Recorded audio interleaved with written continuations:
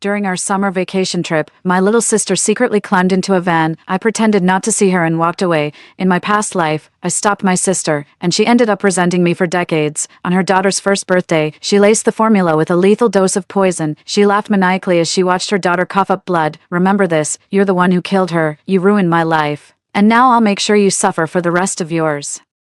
"Why did you stop me from getting on that car back then?" I wanted to fight her to the death, but she stabbed me and left me in a vegetative state. After clinging to life for a few more years, I finally breathed my last. When I opened my eyes again, I had returned to the day my sister secretly got into that car. The moment I opened my eyes, I was met with the sight of Joanne's back as she glanced around furtively, squinting. I felt a surge of overwhelming hatred. Soon, a black van pulled up to the entrance. She knocked 3 times on the door, and 2 men inside quickly pulled her into the car. In my past life, I thought my younger sister was about to be kidnapped. I screamed to draw a crowd, and together we dragged my sister away by force. I was too frantic at the time to notice the odd look on my sister's face. Joanne has hated me for decades. Not only did she poison my daughter to death, but she also spent years lacing my medicine.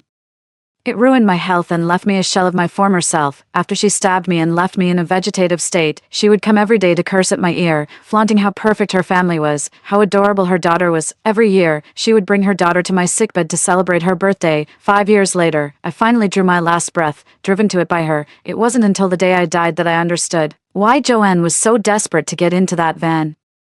It was her meticulously planned ascension. She had believed she was the chosen one since childhood. I was never meant to be born into an ordinary family or live an ordinary life. For a time, I was convinced I was switched at birth. As she grew older, her resemblance to her father became more and more striking. She finally came to terms with the truth, but in doing so, hatched a new plan. If you're born into the wrong life, you can always choose a different one. The man inside was indeed a human trafficker. It was Joanne who contacted the trafficker, volunteering to be abducted, but she had one condition: she had to be taken to a wealthy household. The trafficker agreed without hesitation, and today marks the final step of the plan. In her past life, Joanne believed I had ruined her plans in her entire life. She hated me to the core, watching the van disappear into the distance. A smirk touched my lips before I turned and melted into the crowd. "In this lifetime, I'll let you chase the life you want. I'm curious to see just where those traffickers will take you." 10 minutes later, Joanne still hadn't returned. Her parents were starting to worry. They checked the restroom, but she wasn't there. Their faces grew pale with dread. 20 minutes later, they had searched the entire scenic area but found no sign of Joanne. Her mother nearly fainted. Her father called the police. Unfortunately, 30 years ago, surveillance cameras in tourist spots were not commonplace. The last anyone saw was Joanne heading into the restroom. She never came back out. I was the only one who knew she had climbed out through the restroom window. After taking a long, roundabout route, I arrived at a small, unmonitored gate on the outskirts of the scenic area. The area was overgrown with weeds and completely devoid of tourists. This was the pickup spot she had scoped out long ago. Besides, with the tourist area so crowded, who would pay any attention to an ordinary little girl? The search continued until dusk. There was no news whatsoever. Mom fainted several times. Dad smoked one cigarette after another. "It's all my fault. Why didn't I keep a better eye on her?" Cheja. It was Dad who lost her sister. He covered his face, sobbing uncontrollably. Mom and Dad stayed here for the better part of a month. They both blamed themselves, believing they hadn't kept a close enough eye on their sister.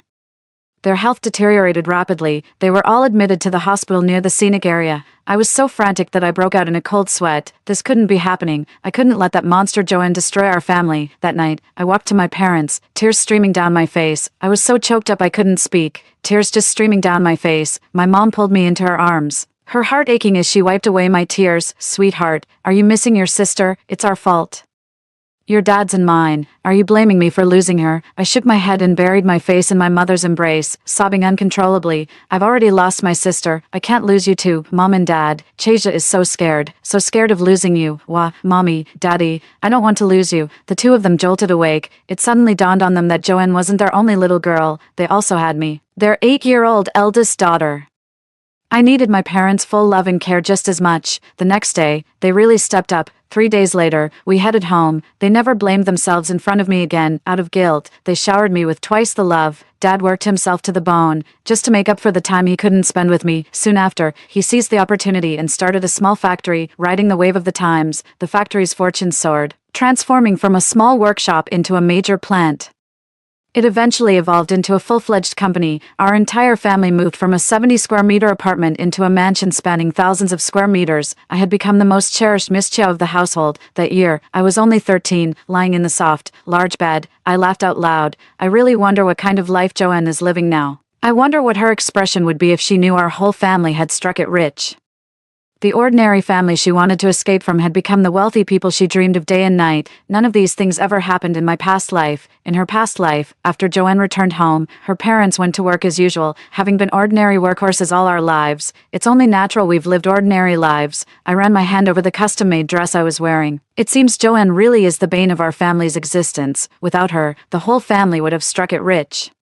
Because of the physical depletion and violent death in my past life, I began to train my body with desperate intensity: sanda, combat sports, swimming, and body sculpting, health science, nutrition, pharmacology. I hired tutors for every subject I could possibly study. Of course, I didn't neglect my studies either. Seeing me work myself to the bone, my parents were heartbroken.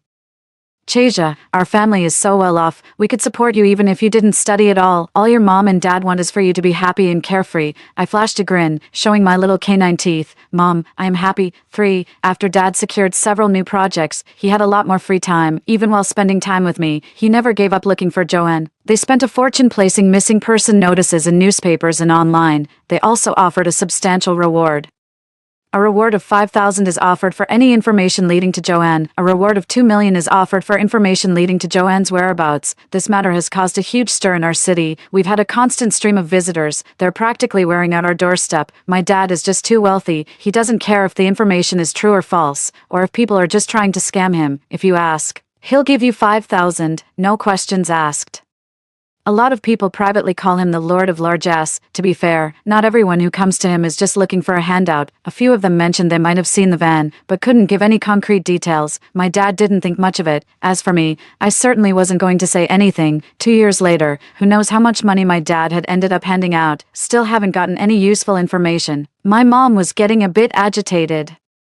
These people are all just here to scam us. It's all fake news. We haven't found our daughter, but we've spent a small fortune. Just as my parents were about to try a different approach, a bald man showed up at our house. With a single glance, I recognized him. He was the man from the van. 10 years had passed, yet the man's appearance hadn't changed much. He still had that same shifty, cunning look on his face. He licked his lips. Mr. Chow, I believe I know the whereabouts of your daughter. My father waved a hand, gesturing for him to continue. Everyone who comes to the house says the same thing. I believe I saw your younger daughter once when I was working in City B. As he said this, he gave my father an ingratiating smile. But the young lady was so little when she went missing, I can't be sure it was her. How about I go take a look? If I find her, I'll send you a message. It's just that the money. My father gave an absent-minded as I said. $2 million as a reward for finding my daughter. The man rubbed his hands together, took the $5,000, and left without another word. My parents didn't give it a second thought, because City B is over 2,000 kilometers away from the tourist destination. Only I knew the bald man was right. Joanne must be in City B. Just want the $2 million. In your dreams, a human trafficker. He doesn't deserve it. I immediately contacted a private investigator and had them go to City B to find Joanne within a week. They were incredibly fast. They sent me the photos in just 3 days. The moment I saw the photos, I laughed so hard I could barely breathe. Oh, Joanne, is this the high society life you were chasing? For, in the photo, Joanne is cleaning the restaurant's restroom, her clothes covered in grime. In the next picture, Joanne is at home, eating a simple meal of kimchi and rice porridge.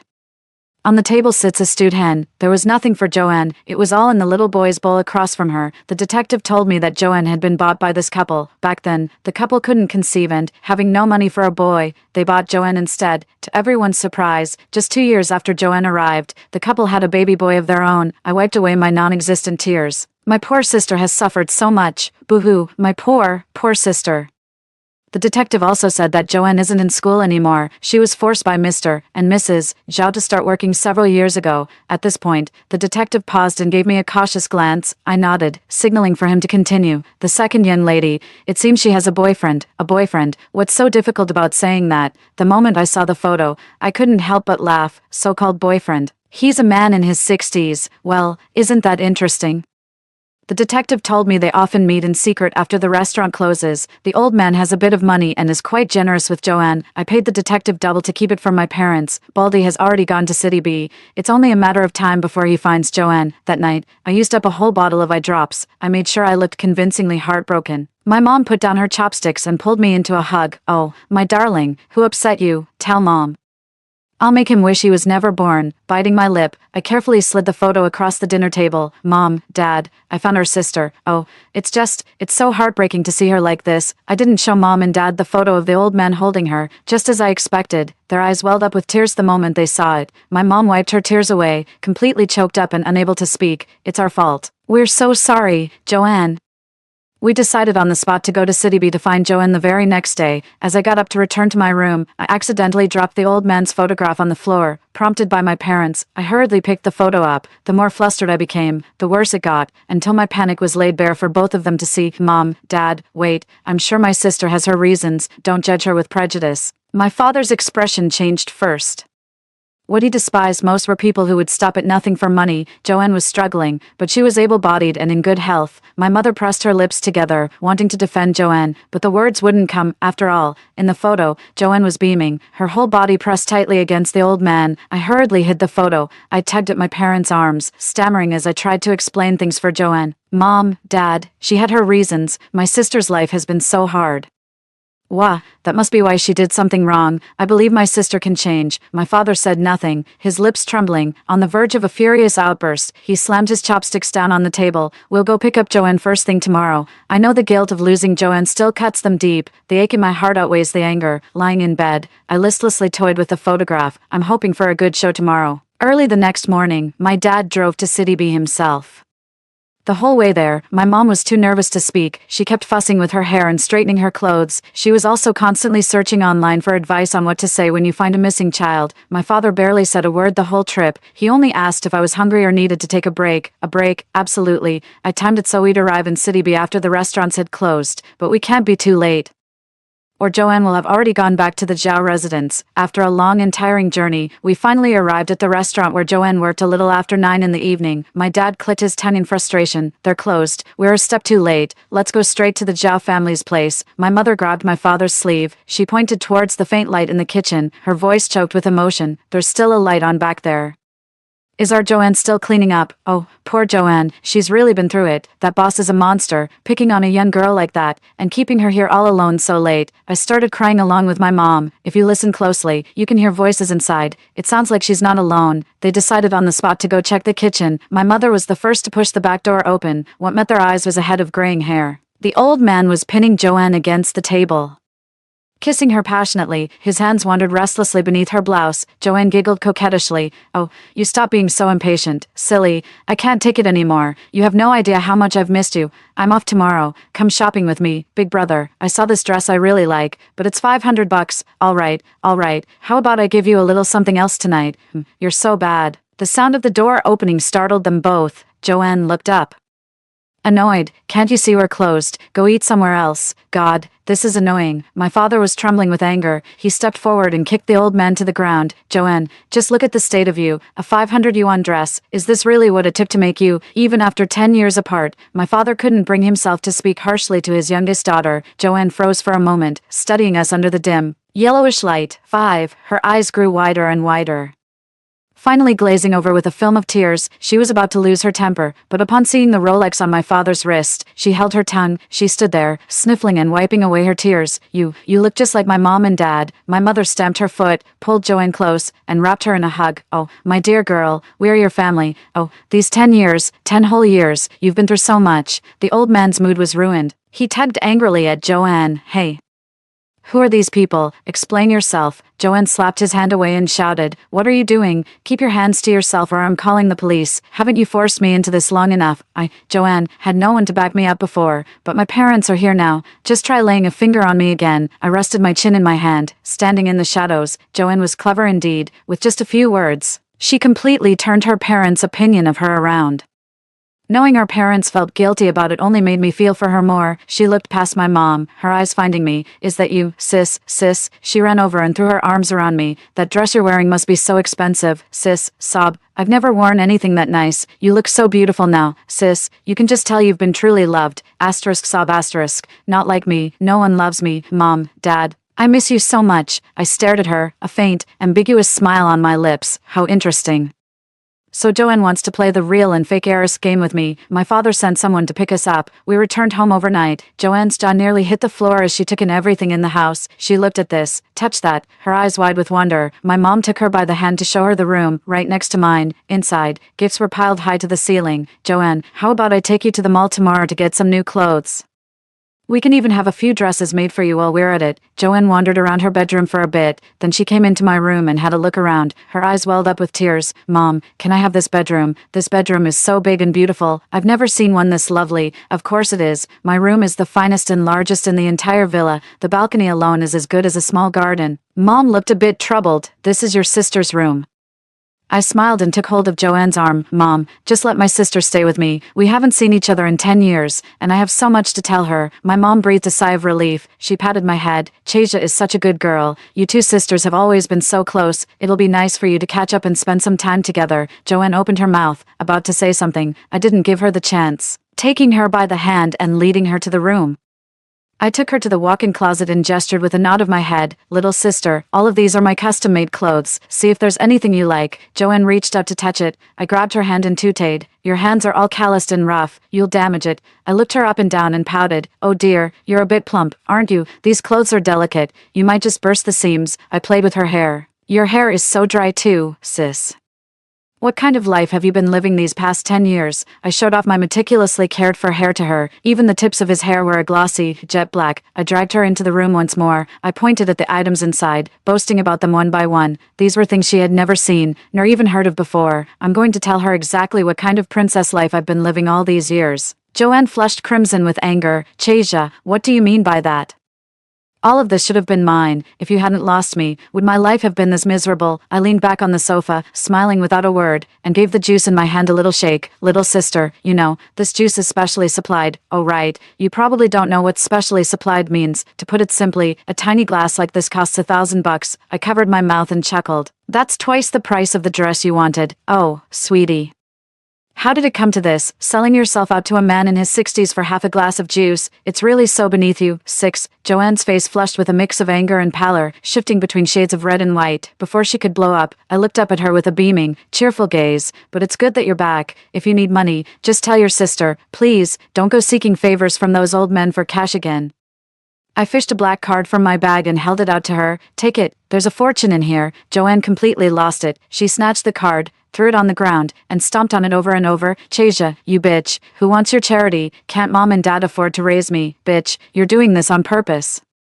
I told you I was forced by that man. Are you deaf? I took a sip of my juice and nodded as if a light bulb had gone off in my head. Oh, so you were forced, were you? You were smiling so happily. I thought it was consensual. Chasia, I'm going to kill you. She lunged at me, claws bared and teeth gnashing. With a simple sidestep, I dodged, and she tumbled to the ground in a heap. She lay on the floor, seething with helpless rage. The commotion in the room startled our parents, and they rushed over in a hurry. Chasia, Joanne, what's going on? I mussed up my hair and pinched myself to see if I was dreaming. Tears welled up in my eyes instantly. Anyone can play the innocent. Mom, Dad, I'm sorry. I didn't take good care of my little sister. It's all my fault. I'm not a good big sister. Sobs. Joanne simply collapsed to the floor and started sobbing. Mom, Dad, my sister doesn't want me to come home. She's been cursing at me, insulting me, and telling me to die.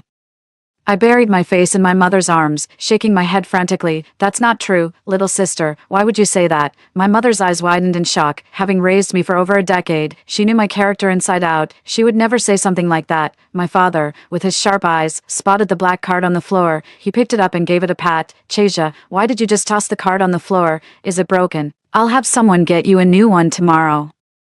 I kept my head down, my voice muffled. No, it's not broken. I was trying to give it to my sister, but she didn't finish her sentence. But Mom and Dad already knew what had happened. Joanne was still being stubborn, insisting that I had thrown the card away myself to frame her. My mom sighed, helped Joanne up, and brushed the dust off her clothes. Joanne, your father, and I know you've had a hard 10 years and you're carrying a lot of resentment. But you can't take it out on your sister. Your sister is too gentle for her own good. She'll never speak up when she's been wronged. You two used to be so close. It's late now. Can't whatever it is wait until tomorrow. My mom tipped Joanne by the arm and led her back to her own room. Joanne, still defiant, shot me a venomous glare. She thought she had hidden it well. Little did she know, my father had seen right through it. After she left, my father asked me if something was wrong. I bit my lip and mustered a brave smile. It's just that without Dad, she's not used to it yet. She's upset, but she'll come around in time. 7. Lying in bed. I couldn't help but find it a little amusing. In our past life, she kept up the act for decades, convincing everyone we were the closest of sisters. Joanne in this life is so impatient. I guess that's what happens when you don't get an education. The next day, her fighting spirit was back. She belittles me, both openly and in secret, insinuating that any favor I receive now is just a share of what should rightfully be hers. I really ought to thank her properly. She leaned against the doorframe, tilting her chin up with an air of haughtiness. In all the stories, it's always the youngest daughter who's the favorite. Just you wait and see, Mom and Dad will end up despising you. I grabbed my bag and walked out, not even bothering with her. My schedule is completely packed with classes today.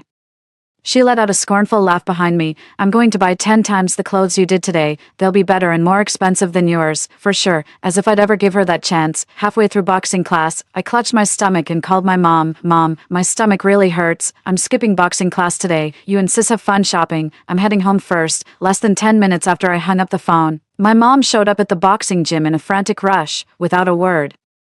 She took me straight to the hospital. Joanne's eyes were practically shooting daggers. Her mouth was set in a hard line. Mom, my sister is so lucky. Just a little stomachache and she gets all this attention. Not like me. Sigh. Back home, I could faint from the pain and no one would care. I'd still have to drag myself to work. My mother patted her head, looking apologetic. Joanne, I know you've been through a lot, and I will make it up to you. But please don't talk about your sister that way. You're both my precious ones. I'd do the same for you if you had a stomachache. I winked at Joanne and silently mouthed the words, see, Mom loves me more. Joanne's face twisted with fury. She gritted her teeth and tugged at my mom's sleeve, whining, Mom, since sis is okay now, can we go back to the mall? I still haven't bought my clothes. My mom glanced at her and said softly, how about we go tomorrow? The clothes aren't going anywhere. Mom, but I really want to wear it today. My mother sighed, handed her the card, and asked Butler Wang to accompany her. Joanne, buy whatever you want, spare no expense. Joanne was fuming and turned to leave. That evening, Joanne came to show off her new outfit in front of me. My mom had the head designer custom make this for me. Could you even afford something like this? I pointed expressionlessly at the large wardrobe behind me. That wardrobe is full of them. You can take whatever you like. Oh, wait, I forgot. You're a bit too full-figured to fit into them. She was grinding her teeth in anger. I stood up and patted Joanne on the shoulder. Oh, little sister, you're so naive. Wouldn't it be better if you just came back and kept your head down? You just had to compete for their favor, didn't you? Haven't you figured it out yet? In Mom and Dad's hearts, I'll always be number one. Joanne didn't buy it. This is just a phase. I'm the youngest. The youngest is always the most important. She started acting out in all sorts of ways, all to prove she was the most important in her parents' eyes. Feeling guilty, her parents had always indulged her every whim. All that indulgence made Joanne increasingly unruly. She fell in with a bad crowd and would often stay out until midnight, hoping to set Joanne on the right path. Her parents wanted her to continue her education. Your sister is very thoughtful. You should go to school with her. The moment my name comes up, she loses it. She absolutely refuses to go to school. Our family is so rich. Why on earth do I need to study? Mom, Dad, are you just like the Zhao's parents and don't want to take care of me anymore? Sobs. I know my sister is perfect at everything, so you only love her and not me, right? Her parents, feeling helpless, tried to soothe her again with gentle words. They agreed to Joanne's request. Honestly, the family could afford to support 100 of her. That evening, she came to provoke me again. Chasia, do you really think I don't know what you're up to? You just want your little friends to mock me, don't you? I've read a ton of these bully the new kid stories. You think you can pull that on me? Hilarious, watching her smug figure walk away. I just shook my head. What an idiot. My goal, of course, was to make sure she never opened a book again. What if getting an education actually makes you smarter? That would be a problem. It's better to just stay blissfully ignorant forever. More than once, I've seen my parents sighing with worry when they thought I wasn't looking. They just don't know what to do with Joanne. My mother wiped away her tears. It was our fault for losing her back then.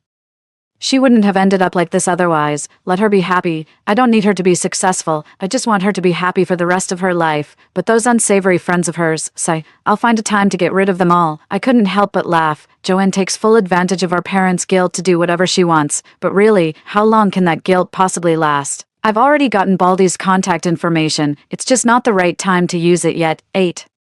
2 months later, Mom and Dad planned a party to celebrate Joanne's return. Joanne was absolutely thrilled. The entire banquet was arranged according to her preferences. I was swamped, running around nonstop, and didn't even have time to go out. A week later, I took a look at the banquet's PowerPoint presentation. I pursed my lips. Is that all? My coming-of-age party was way more lavish than this. And just like that, Joanne lost it again. She started screaming. demanding that all the decorations be torn down. Then she ran off to her parents to cry and complain. She said she had suffered so much and wanted to throw a grand banquet. She wanted everyone in City A to know that the Chiao family's youngest daughter had returned. When her parents refused, she resorted to emotional blackmail. Mom, Dad, I was missing for 10 years. 10 years. Do you have any idea how much I suffered? After 10 years, is it too much to ask for a grand homecoming party? Sobs. Out of guilt, my parents had no choice but to agree. It was just a matter of spending a bit more money. My parents didn't want a big event, simply because they felt Joanne was a bit of an embarrassment. Joanne was absolutely delighted with herself. Sis, your coming-of-age party isn't all that special after all. A smirk curled at the corner of my mouth. Joanne had taken the bait. Mr. and Mrs. Zhao were already searching everywhere for her, with all the fuss she's making. The Zhao couple will come looking for her sooner or later. If they don't come on their own, I'll make sure they get the message and show up. And of course, there's Joanne's old man boyfriend. Joanne is really looking forward to that day. I'm really looking forward to it, too. The day of the banquet arrived before we knew it. The dress she was wearing cost a 7-figure sum. A team of over a dozen designers crafted this gown under her personal direction. Well, it's a long story, but Joanne loved it. She twirled around in front of me, holding her skirt, countless times. My dear sister, you don't get this kind of special treatment, do you? Absolutely not. My sense of style would never allow it. Joanne even went so far as to enlist the city's largest media outlet. On the night of the banquet, she orchestrated a rather unconventional entrance. Well, it was a slight improvement over her dress. My friend clicked his tongue disapprovingly from the side. Is that your own sister? What is she wearing? And what's with this whole ceremony? It's like the birth of the stone monkey. After the proceedings were over, finally, some free time, Joanne ran up to me, blinking her big eyes. Sis, I was wrong before. I was just too jealous. Can we make up today? Blood is thicker than water, and you'll always be my favorite sister. I rested my chin in my hand, watching her with an expressionless face. She seemed a bit awkward. She took my hand and pulled me up. Sis, don't be like that.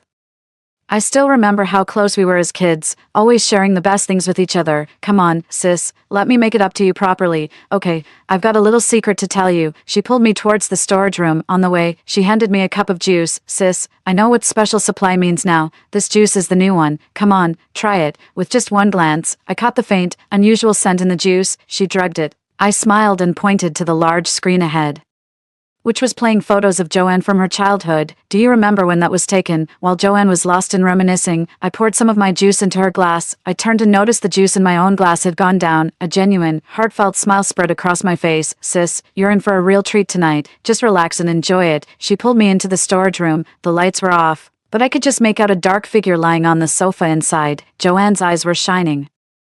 Sis, are you feeling a bit feverish all over? The atmosphere tonight is really heating up. I nodded. Yes, I'm so excited I feel flushed. As she spoke, Joanne's words began to slur. She swayed a couple of times and clutched her head. Sis, I'm so happy. From now on, I'm so sleepy. If you're sleepy, just sleep. There's a sofa right here. She yawned and stumbled over in a daze. I slipped out the door and thoughtfully pulled it shut behind them, leaving it just slightly ajar.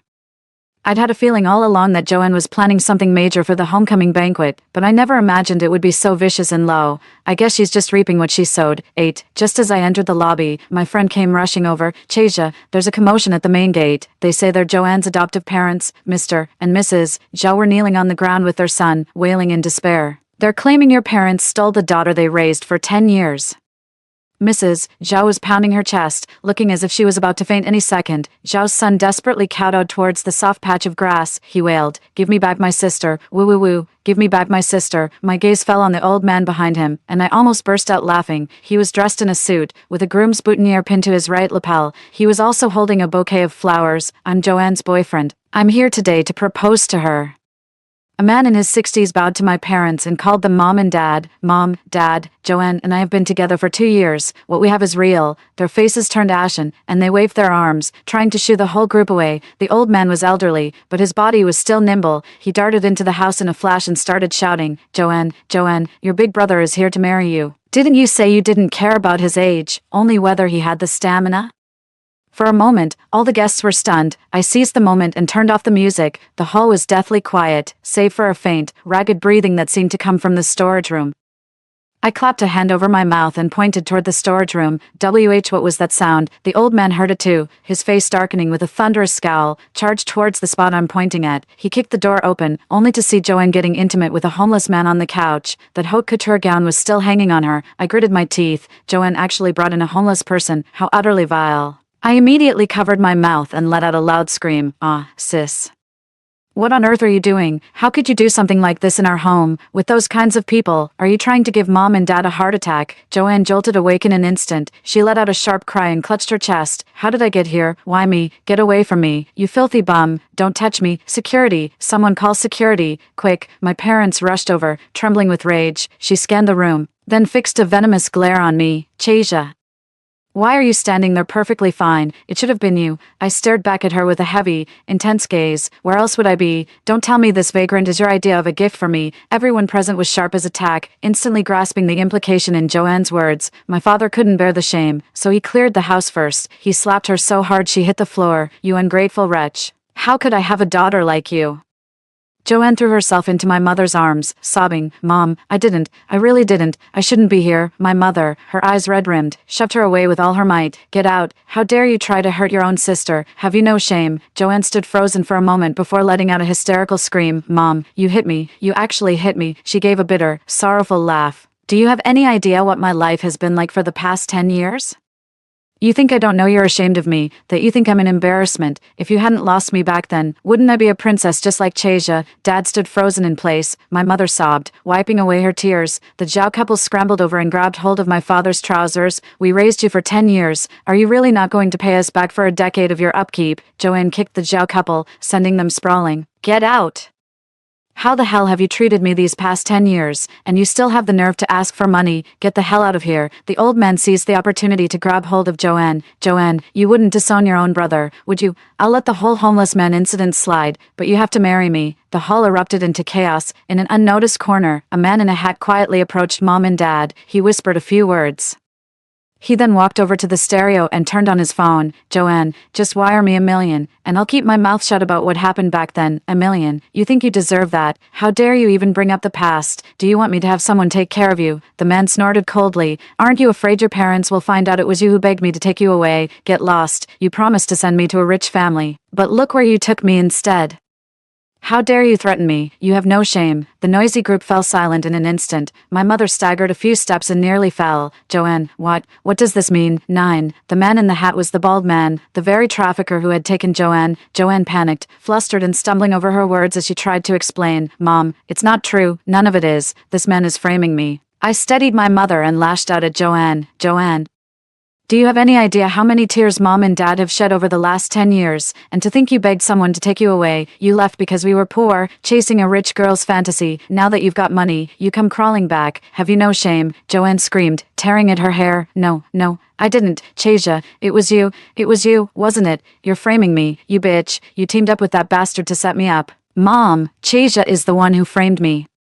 She charged at me like a madwoman. A bodyguard kicked her to the ground. My father stared at her with icy contempt. If you hate this family so much, then get out. Get out of here with your adoptive parents. The bald man was still hoping for money, but what awaited him was the police. I called the police a long time ago. There's no way a human trafficker like him was getting away. The Zhao parents, who bought Joanne, won't get away either. Refusing to give up, Joanne fell to her knees, begging her parents for forgiveness. Her parents had long since given up on her, their disappointment absolute. After a decade consumed by guilt, self-blame, and regret, she discovered it had all been a cruel joke. The old man caught Joanne as she was about to faint, holding her close. Now I'm the only one who wants you. Back when you were a rich heiress, I could marry you, but now you're nothing. Let's just go back to how things were. Joanne flew into a rage, kicking and hitting him wildly.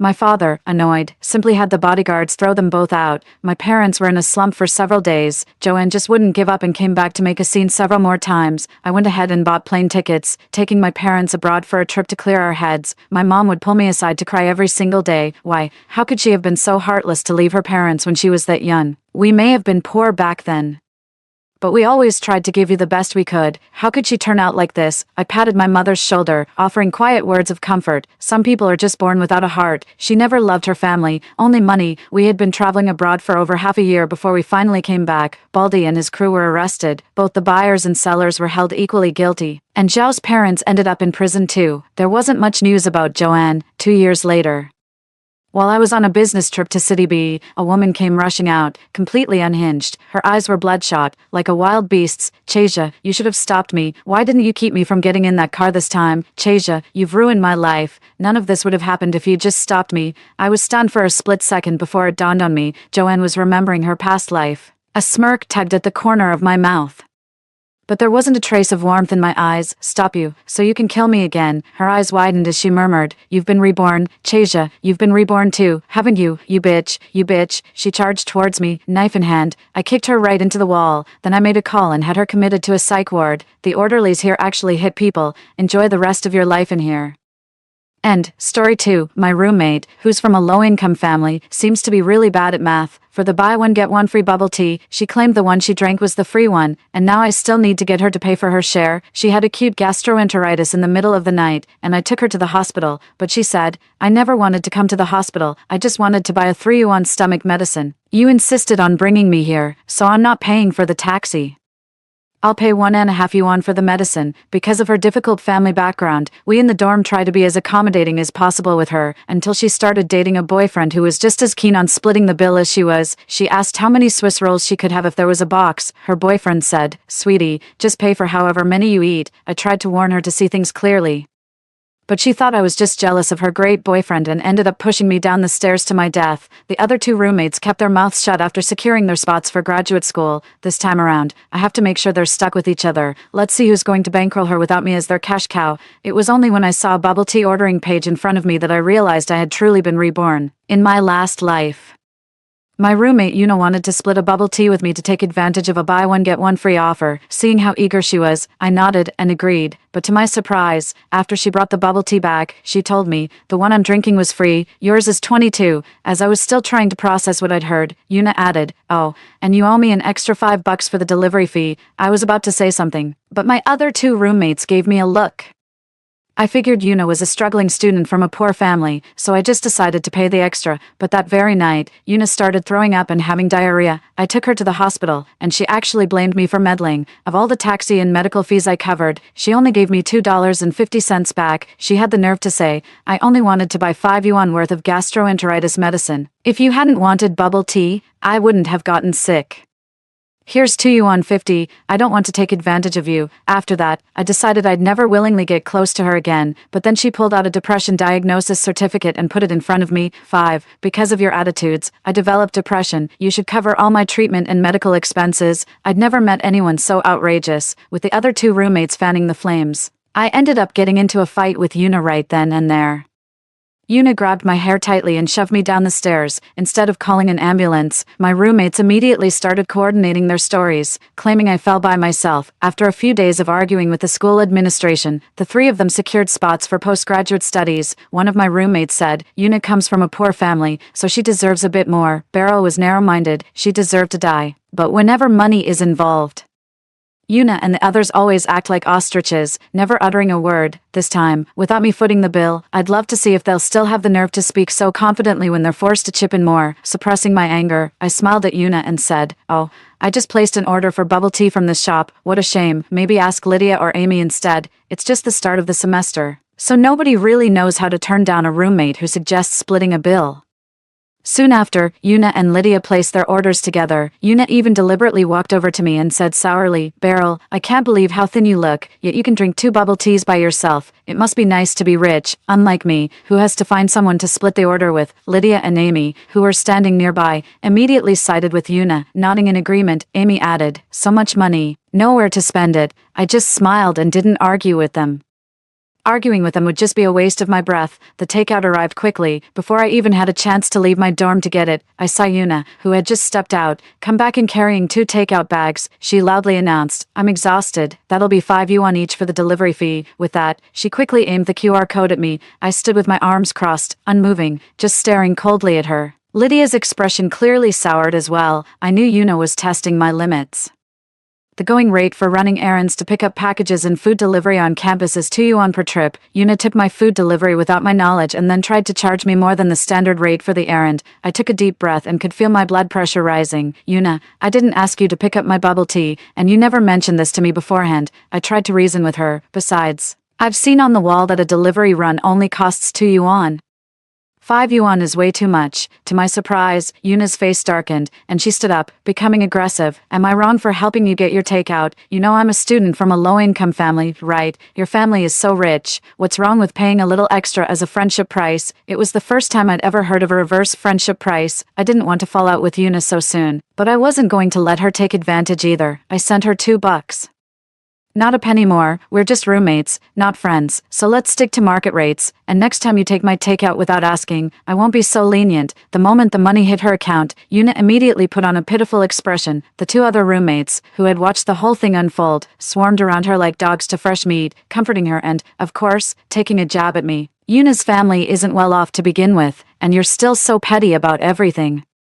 Even though your family is rich, you're so narrow-minded. 5. It's okay, Yuna. I'll transfer you 10 yuan. It's too much for you to carry 2 takeout orders at once. With memories of my past life, I naturally knew what kind of person Yuna was. As long as there was profit to be made, she would absolutely drain someone's wallet dry before she'd stop. I just hope they'll still be able to say that when the time comes. The 3 of them didn't enjoy their happy time for long. At midnight that day, both Yuna and Lydia started vomiting and having diarrhea. Amy was too scared to speak, just sitting on the bed. What happened in my previous life is happening again, but this time I won't be Yuna's blood bank, letting her rip me off with her ridiculous calculations. I lay in bed, listening to the chaos outside, but Yuna wasn't about to let me off the hook.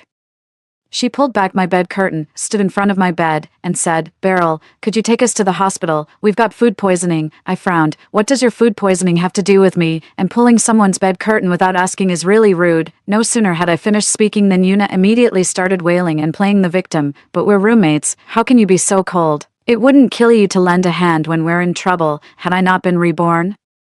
I might have believed her words, but now I know that taking her to the hospital was just the beginning of being taken advantage of. This time, I'll let my kind-hearted roommates have this golden opportunity to be bled dry. Despite my firm stance, the 3 of them ended up going to the hospital on their own. Before leaving, Amy gave me an inscrutable look. I held her gaze without flinching until she was the first to look away. The night passed, but they never came back. Instead, I was met by an angry-faced counselor. Beryl, your roommates are sick. How can you just stand there and watch without helping them? You've all just started university. Your values aren't fully formed yet. You can't be so cold-hearted. Understand. Her words were sharp and accusatory, leaving me a bit bewildered. The fact that Yuna pushed me down the stairs in my past life was covered up not just by my roommate, but the academic advisor also played a part in it.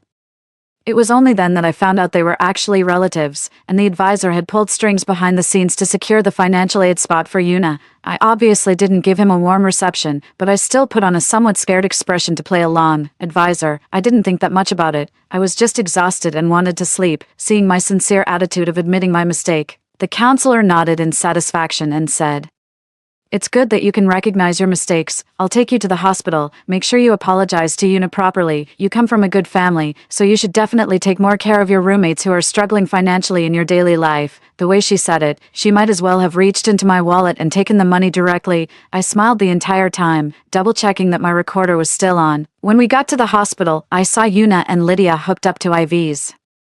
And Amy was off to the side, head down, playing on her phone. The moment Yuna saw me, she rolled her eyes dramatically. Didn't you say my business had nothing to do with you? So why are you trotting over here again? Before I could answer, she shoved the medical bill into my hand and said, The doctor said it was acute gastroenteritis from eating something bad. I thought about it, and it must have been your bubble tea that gave me diarrhea. You have to cover part of the cost this time.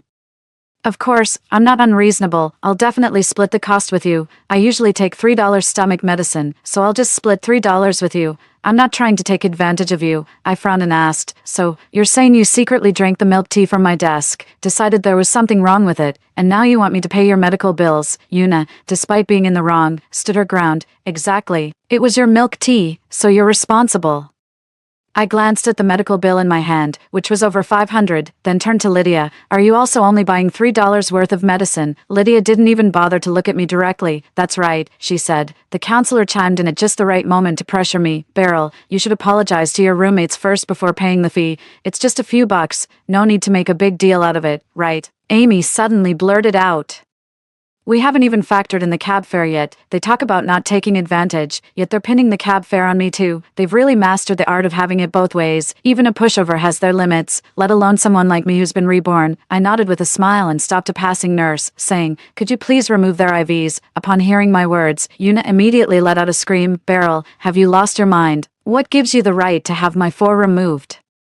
I crumpled up the payment slip and stuffed it into Yuna's gaping mouth, grinning as I said, because I'm the one paying all your medical bills. Lydia made a move to pounce and help Yuna, but with one push from me, she tumbled back into her chair. I turned to the still stunned nurse beside me and said, "Could you please remove their IVs? Thank you." Even though I still had a smile on my face, the nurse nervously skirted around me, pulled out both Yuna's and Lydia's needles, and then fled without even offering a cotton swab. The tall, burly counselor, seeing my sudden outburst, didn't dare utter a sound and just kept his distance. And Amy, forget about her. I had them so scared the whole way. They were like quivering quails. Even if I just raised my voice a little, they'd start shaking. The counselor couldn't take it anymore and started scolding me. "Beryl, it's just about paying a fee. Do you really need to make such a scene? Don't you have any sense of the bigger picture?" 5. I pushed him towards the payment window and said, "Oh, counselor, since you have such a great sense of the bigger picture, why don't you pay for Yuna and Lydia? Oh, and don't forget their taxi fare. After all, I'm just a student. I really don't have that much money. If I end up not having enough to eat, we'll have to meet on the rooftop." I threw his own words back at him, and the counselor's face turned absolutely livid. I could even hear his teeth grinding as he scanned the code to pay. After finishing the payment, he glared at me and said, "Are you satisfied now? Apologize to your roommates immediately." With a grin, I pulled 2 boxes of norfloxacin capsules out of my pocket and shoved them into Yuna's hands. "Now that your bill is settled, let's talk about mine. These capsules treat diarrhea, 16 yuan per box, since you and Lydia are sharing. It comes down to 8 yuan each, $8. Minus your $3 budget, so just give me $5 each, plus the taxi fare and the money for the bubble tea you guys secretly drank." I pulled out my phone and did some quick math. "So, you guys owe me $20. Yuna clearly hadn't expected me to use her own ridiculous math against her. She pointed a finger at me, sputtering and unable to get a word out for a long time. I smiled sweetly, aiming my QR code at her face, which was contorted with anger. "Come on. My good roommates who hate taking advantage of others. Ever since I messed with them at the hospital, they completely isolated me in the dorm, and the 3 of them would constantly make snide remarks. My counselor never gave me a good look either, but since I'm not competing for awards or honors, his attitude means nothing to me. Every day, I just watch them play nice in the dorm with a popcorn-ready attitude. I know this harmony is just a facade." Yuna uncharacteristically ordered barbecue takeout for lunch today. It came in a vibrant, trendy Chinese-style package and even included a small lactic acid drink. To show how good their relationship was, she even made sure to share a bite of the barbecue with Amy. Amy, in a syrupy, high-pitched voice, cooed, "Thanks, babe, you're the best." Unlike some other princess I know, Amy hadn't even swallowed her barbecue when Yuna piped up, "Amy, the barbecue rice is 34.9. You just ate 2 pieces of my meat, so let's say $10 for you. Friendship price." I clearly saw Amy's chewing stop, looking like she didn't know whether to spit it out or swallow it. 2 thin slices of barbecue, at most, would be $2. The 34.9 price probably didn't even factor in any discount. Amy clearly thought the same thing, and she couldn't hold back. She immediately blurted out, "Yuna, that's way too expensive. How did you even calculate that?" Yuna raised an eyebrow at the challenge. "What, you think I'm scamming you?" Tension crackled between them. Lydia quickly stepped in. "Come on, we're all friends here. No need to nickel and dime each other. Amy, you know Yuna's struggling financially. You ate her food too. It's only fair to chip in a bit extra." Amy opened her mouth but nothing came out. All the words she'd said before had turned into boomerangs. Striking her own heart, Amy huffily pulled out her phone to transfer money to Yuna. Our eyes met, and she immediately said in a snide tone, "What are you looking at? Some people want to eat this but can't even get it." Her words made me chuckle. 10 yuan for 2 slices of barbecue. Honestly, I'm not that keen on it. What a ripoff. That light-hearted comment almost made her spit blood in anger. After that incident, it was clear their relationship wasn't as good as it used to be. Then one day, Lydia came in beaming and announced, "Guys, Sean asked me out," and I said yes. He wants to invite our whole dorm out for dinner on Sunday. As soon as they heard the news, Yuna and Amy quickly smiled and agreed, teasing, "You'd better treat us to something good." 5. Lydia's gaze landed on me, and after a long pause, she said, "Beryl, you should come too. I don't want my boyfriend to think I'm isolating my roommates." As if her passive-aggressive behavior and cold attitude these past few days weren't isolated incidents, and now she's putting on an act for me, but I knew it would be a good show, and with a better grossed-out than miss the drama mindset, I still nodded and agreed. On Sunday, before Lydia even woke up, Yuna was already in full makeup, having sprayed on her man-killer perfume. She said, "This is a sign of respect for you and your boyfriend." Lydia was clearly unhappy but didn't say anything.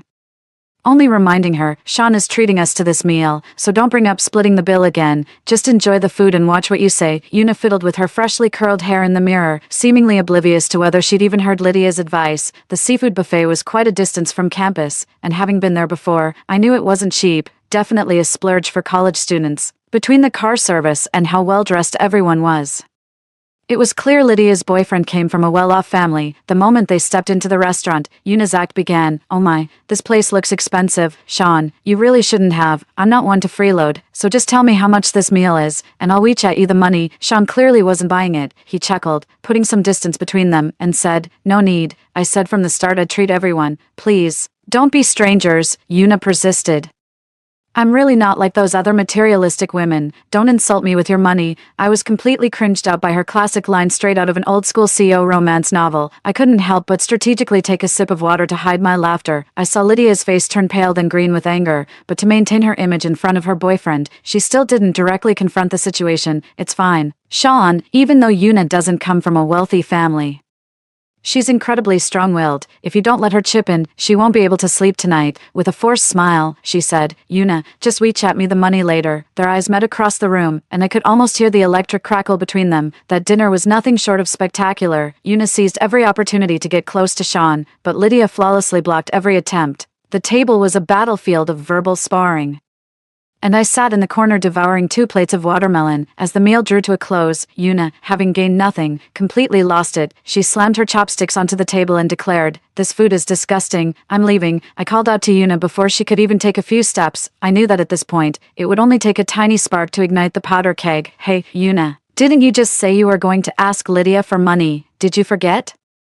Yuna would never forget about money. I said it on purpose. Lydia immediately chimed in, Beryl, I almost forgot. Come on, it's $388 per person. Yuna clearly hadn't expected the buffet to be so expensive. Her face went blank. After a long moment, she stammered, How could it be so expensive? You're trying to rip me off, aren't you? I smiled and showed her the group buy price on a certain app. Yuna's eyes nearly popped out of her head, and she started in with her usual twisted logic about splitting the bill. How can you calculate it like that? I'm allergic to seafood, and I only came so I wouldn't spoil your fun. I barely ate any seafood or meat. You should be splitting the cost of my allergy medicine with me. You guys come from good families. Is it really so hard to look out for me a little? She delivered this string of absurd arguments with complete confidence and conviction. Even Sean, who had been the life of the party all night, fell silent. He glanced at Lydia, who was clearly distressed, and said, I didn't realize your good friend roommate was this kind of person. It makes me question your judgment too. We don't really know each other well, so let's both cool off. I've already paid the bill. I'm leaving. Lydia, her face streaked with tears, begged him not to go,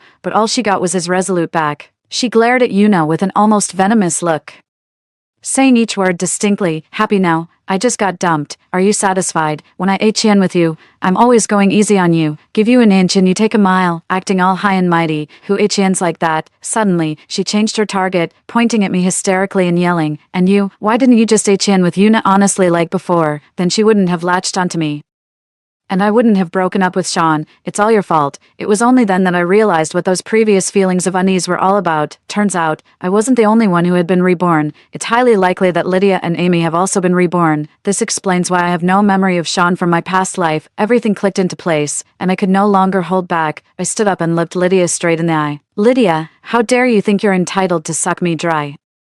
Do I owe you something? Haven't you had your fill of profiting from my suffering already? No matter how hard you scheme, what isn't yours will never be yours. That was true before, and it's true now. Doesn't feel great being used as a blood bag, does it? Compared to what I went through, you've barely scratched the surface. Can't handle it already. Amy stood up as well, her long manicured nails nearly poking my nose. Beryl, your death is your own doing, if you want to blame anyone.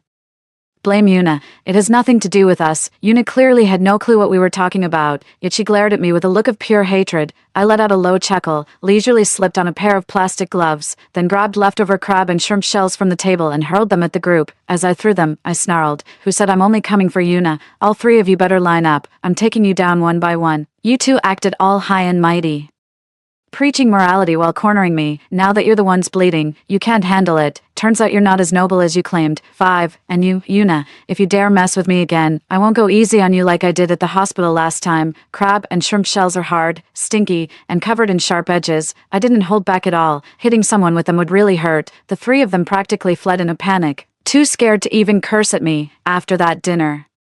Cracks started to show in their little clique. The more wonderful it was before, the more silent it is now, but the three of them all tacitly avoided provoking me, probably because the previous two incidents had left quite a shadow on them. Lydia was always shedding tears over her phone, in stark contrast to Una, who began to unconsciously smile at hers. I realized something was going on. According to the timeline of her past life, the boyfriend who loved AA as much as Una did was about to appear.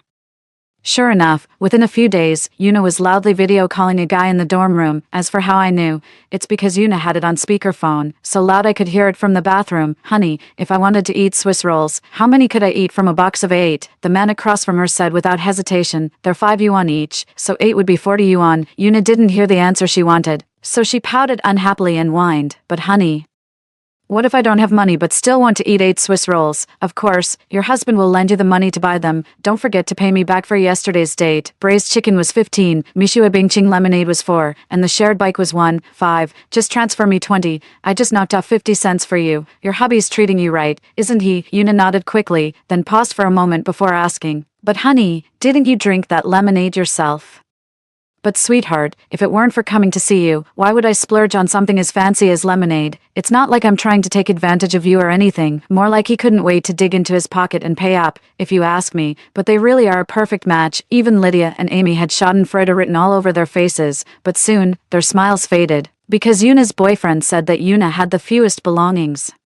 And the common areas were all taken up by the other three. We're all paying the same tuition, so why do they get more space? They need to pay you back. When Una brought it up, I actually doubted my own ears. Is that something a normal person would even say? Could it be that in a relationship, 2 negatives make a negative? Una immediately turned her guns on me. First, Beryl, you have so many clothes and bags. You take up the most space in the dorm. You should pay the lion's share. Faced with a common enemy, Lydia and Amy also joined forces, presenting a united front. Exactly, the dorm is a shared space. You're being so selfish. I originally wanted to just watch the drama unfold, but since they're bringing it right to my doorstep, I'm not just going to stand by. I immediately shot back. If you guys are really that bored, you can always switch shifts with my dog. Are you seriously looking for trouble every single day? Do I have to beat you up for you to finally be satisfied? It's 1/4 per person in this dorm. Open your damn eyes and see if my stuff is taking up more than 1/4 of the space. My words packed quite a punch. I also noticed Una discreetly turning on her phone's recorder. She thought she was being sneaky, but I caught every move. She clung to her innocent persona, shedding a couple of pitiful tears and said, but this is so unfair to us. If you have any issues, just say it outright. Please don't bully us like this. Without waiting for a response, she sobbed and dashed out of the dorm room. Amy crossed her arms, a smirk playing on her lips. Beryl, how can you still be so naive after all this, letting Una string you along like that? Or maybe you should just jump off the building now. That way, we won't have to coddle her while waiting for that grad school spot. I replied with a sweet smile. Oh, you might be waiting for nothing then. It might be faster to just go get rid of Una right now. 5. Both their expressions visibly changed. I knew they must have had this plan in mind all along. They just needed a little push from the outside. Soon enough, I came across a post titled, "I think my roommate is bullying me." The whole post was full of manipulative language, painting themselves as the victim while making the other person seem unreasonable, with the audio recording as proof. The comments below were all comforting Una and insulting me. I thought Una would patiently gather more evidence, but I didn't expect her to be so impatient. I noticed the post wasn't getting much traction, so I even spent a few hundred yuan out of my own pocket to boost its traffic and fan the flames. Just as I expected, the post went viral. Una immediately went live to play the victim. Some alumni dug up my school and major, and with Una deliberately spilling the beans. Everyone around me knew I was the one involved. Even walking down the street, I could feel people's curious and mocking stares. Una practically strutted around, bragging to me triumphantly, "Beryl, I tried to talk to you nicely before, but you wouldn't listen. Now look what's happened. Your reputation is ruined. I've just been diagnosed with depression. If you still want to study at school and get good grades like Amy, apologize to me right now and pay me what you owe." I sat on the stool, frowning, and asked, "What do I owe you?" After being reborn, I deliberately distanced myself from Una. I really couldn't think of anything I owed her. Una pulled a small notebook from her pocket, opened it, and read, "First, the follow-up hospital visits and a series of examinations are estimated to be 5,000 yuan. Second, regarding the dorm's electricity and water bills, since I live quite frugally, I should only pay half. You're in the room most of the time, so you should cover the rest. Third, because of you, I developed depression. You're responsible for covering all the diagnosis and treatment costs." She handed me a few sheets of paper. I took a look and thought, wow, seriously, I was just sitting in my dorm, and out of nowhere, Trouble landed right in my lap. Tucked inside the depression diagnosis were several handwritten sheets detailing expenses from dates, everything from a cup of bubble tea to hotel bills, totaling close to 100,000 yuan. I couldn't hold it in anymore and burst out laughing. Wait, you're seriously trying to pin your hotel expenses with your boyfriend on me? Was I under your bed when you guys were, you're going to blame me for that too? Yuna, clearly a bit flustered by my scolding, retorted loudly.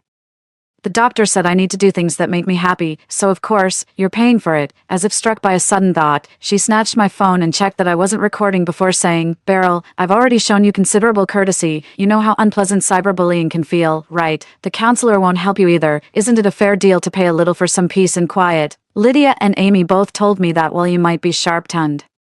You have the softest heart. My family isn't as well off as yours. My parents are just ordinary workers. If you could look out for me a bit more in daily life, I'd really appreciate it. I knew Lydia and Amy must have been stirring up trouble behind my back. No wonder Yuna had been clinging to me so persistently after I drew the line, instead of going after Lydia and Amy. They're clearly banking on the fact that I was bullied in the past and are trying to leech off me all over again. My response was, dream on, you can have anything you want in your dreams. That immediately sent Yuna into a rage. She started editing her post right then and there, ready to blast me online. I pulled out the voice recorder from under my pillow, along with the papers Yuna had just given me, and added them all to the PDF I'd prepared. I commented under her post, I'm the toxic roommate from the post. Come at me if you're a real one. The homepage featured screenshots from a PDF. Specifically chosen for their shock value, including but not limited to her private chats with her boyfriend in the dorm, their heated exchange at the buffet, and that outrageous rant about splitting bills in the dorm. The most explosive of all was the photo of Lydia and Yuna's so-called hubby locked in an embrace. This was all gathered by a private investigator I hired. People were initially furious when they clicked on my account, ready to tear into me until I questioned my existence. But once they got in, they were all stunned. I feel like I'm a civet cat scurrying around a melon patch. 5. I just felt like the previous one kept deliberately playing the victim, but in reality, there was nothing except a few seconds of audio. No, this PDF is solid proof, and the logic is clear and well organized. Does the original poster offer services for creating PDFs? OP is such a decent person. If it were me, and someone said those things to me, I'd be fighting them on the spot.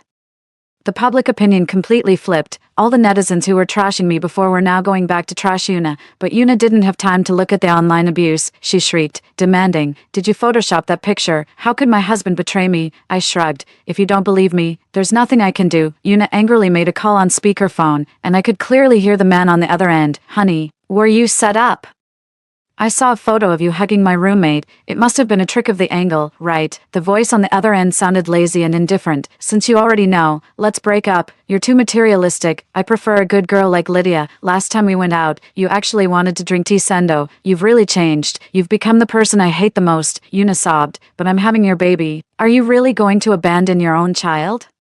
I already split the cost of the condoms with you. This child has nothing to do with me. You figure it out, and don't come looking for me." With that, he quickly hung up the phone, leaving Yuna alone in the dorm, sobbing uncontrollably. Just then, Lydia and Amy returned. "Lydia, how could you be such a bitch, trying to seduce my boyfriend? Are you that desperate for a man?" Lydia crossed her arms, a look of disdain on her face. "You were so intimate with my boyfriend right in front of me. Did you think I was blind? What right do you have to accuse me now? That guy is so stingy, only you would ever go for him." That comment completely enraged Yuna. She raised her hand and slapped Lydia, the sharp sound echoing through the dorm room. Lydia wasn't one to back down. She immediately grabbed a handful of Yuna's hair, and the two of them started tearing into each other. Amy shrieked from the sidelines, "Stop fighting. Please, just stop fighting." I took 2 photos amidst the chaos.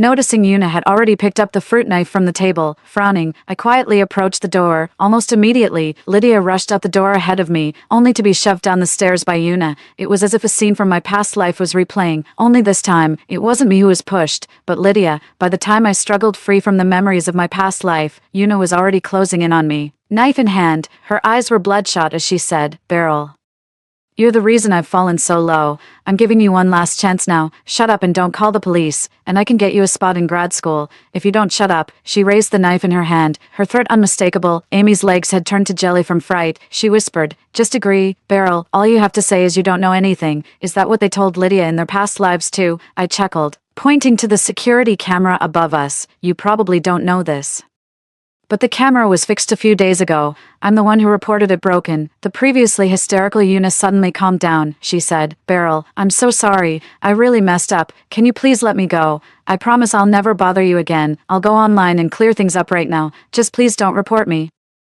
Okay, suddenly, she lunged at me, knife aimed at my face. I was ready, though, and dodged out of the way, sending Una tumbling down the stairs. My eyes met Amy's. She turned to run, but I shoved her down the stairs too. I chuckled. Just kidding, guys. The camera was never fixed. Best friends stick together, right? In the end, I still chose to call 119. It wasn't out of pity for those three, but for the person I used to be in my past life, with the build-up from previous posts. This incident caused a huge uproar. The story of a college student attempting to murder her roommate stayed trending for days. Thanks to the prompt medical attention, Lydia's life was saved, but her spinal injuries were so severe that she'll be confined to a wheelchair for the rest of her life. Una and Amy had a human cushion to break their fall, so they ended up with relatively minor injuries, though they did suffer fractures.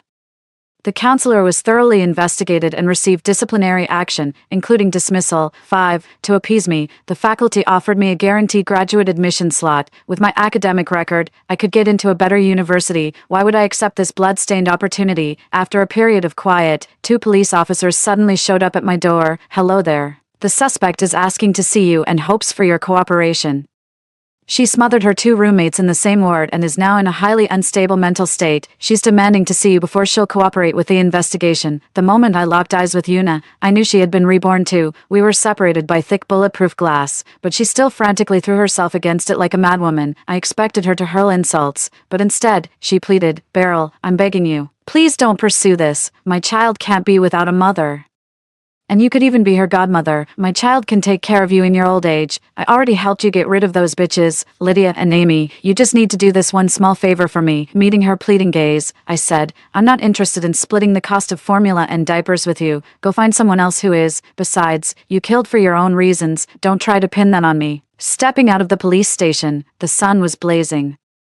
And I knew a brand new future had begun. Story 2. When we came of age, our family arranged marriages with 2 nine-tailed foxes for my sister and me to enhance our clan's spiritual power and lineage. My sister claimed the strong nine-tailed fox, leaving me with the one so frail it was nearly dying. To save his life, I nourished him with my own flesh and medicinal brews and tended to him with utmost care. In time, he rose to become the king of the spirit realm, and I his one and only fox consort. My sister's nine-tailed fox familiar led her astray with frivolous pleasures, draining her spiritual energy until she perished under heavenly lightning during her ascension. The fox shares its master's life force as it suffered. So did my sister, now coughing blood with death approaching. My own nine-tailed fox viciously tore open my abdomen, clawing out my millennium-cultivated golden core to revive my sister. Agony pierced my very bones as I screamed through tears, I'll die, but he retorted, Clara, if it weren't for you, I would have been with Lola long ago. Only a core from her bloodline can save Lola, he said. You owe her this. I writhed in agony, barely conscious as they carved my abdomen open to extract the core, cursing my own misplaced trust. When my eyes fluttered open again, I found myself back on that fateful night when I first chose the nine-tailed fox. Without hesitation, my sister chose the weakest one for marriage, hoping to bear offspring and enhance spiritual power. But dear sister, your suffering has only begun. That feeble nine-tailed fox lacks reproductive essence and is utterly infertile. The agony I endured in my past life, you shall suffer twofold. Allying with nine-tailed foxes is our family's ancient tradition. Upon coming of age, our family selected compatible nine-tailed foxes for my sister and me, Clara, Lola. These are the nine-tailed foxes the clan has carefully chosen for you. Make your selection. Father gazed at us with tender affection. A sudden realization struck me. Was this rebirth? In our past life, my elder sister arrived a quarter hour earlier and claimed the robust nine-tailed fox, leaving me with the frail one. I had no choice but to take the nine-tailed fox home. The fox seemed born with a congenital weakness, though I bought medicines to nurse him back to health. Ordinary remedies proved utterly ineffective. Granny Ling served as the royal witch doctor. Versed in all matters celestial and terrestrial, she told me that to cure the nine-tailed fox's wasting sickness, an ally must offer flesh and blood. There might be hope for recovery, otherwise, the fox would waste away day by day, and I too would suffer the consequences. Following Spirit Nanny's advice, I began cutting my flesh to feed the nine-tailed fox with my blood. True enough, the fox grew stronger by the day, even surpassing my sister's nine-tailed fox in vigor.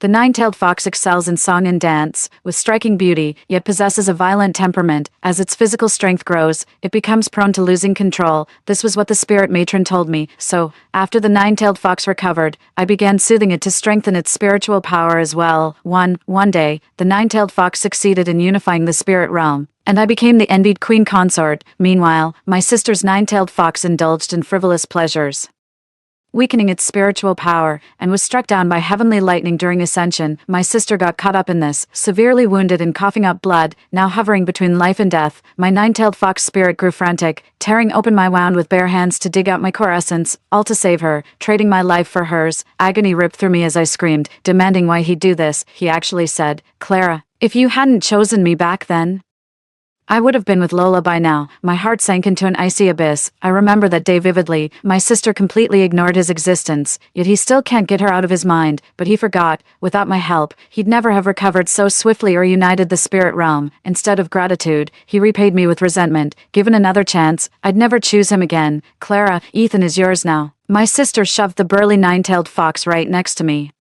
Then she smiled at the scrawny nine-tailed fox and said, "Liam, you'll be with me from now on. I promise to fatten you up nice and plump." So my sister had been reborn too. I glanced at my sister. She was beaming with delight, not even trying to hide her triumphant expression. Liam's eyes sparkled with a smile so radiant not even an AK-47 could suppress it. In our past life, he resented me for choosing her. Now in this life, he finally gets to follow sister as he'd always wished. Feigning hesitation, I said, "Sister, are you certain? Liam doesn't look well. Do you really want to ally with him?" Since childhood, sister had been fiercely competitive. She always claimed the best things for herself, leaving me with the scraps. Today's behavior was rather unusual. Even mother noticed something was off. She asked sister solemnly if she'd made up her mind.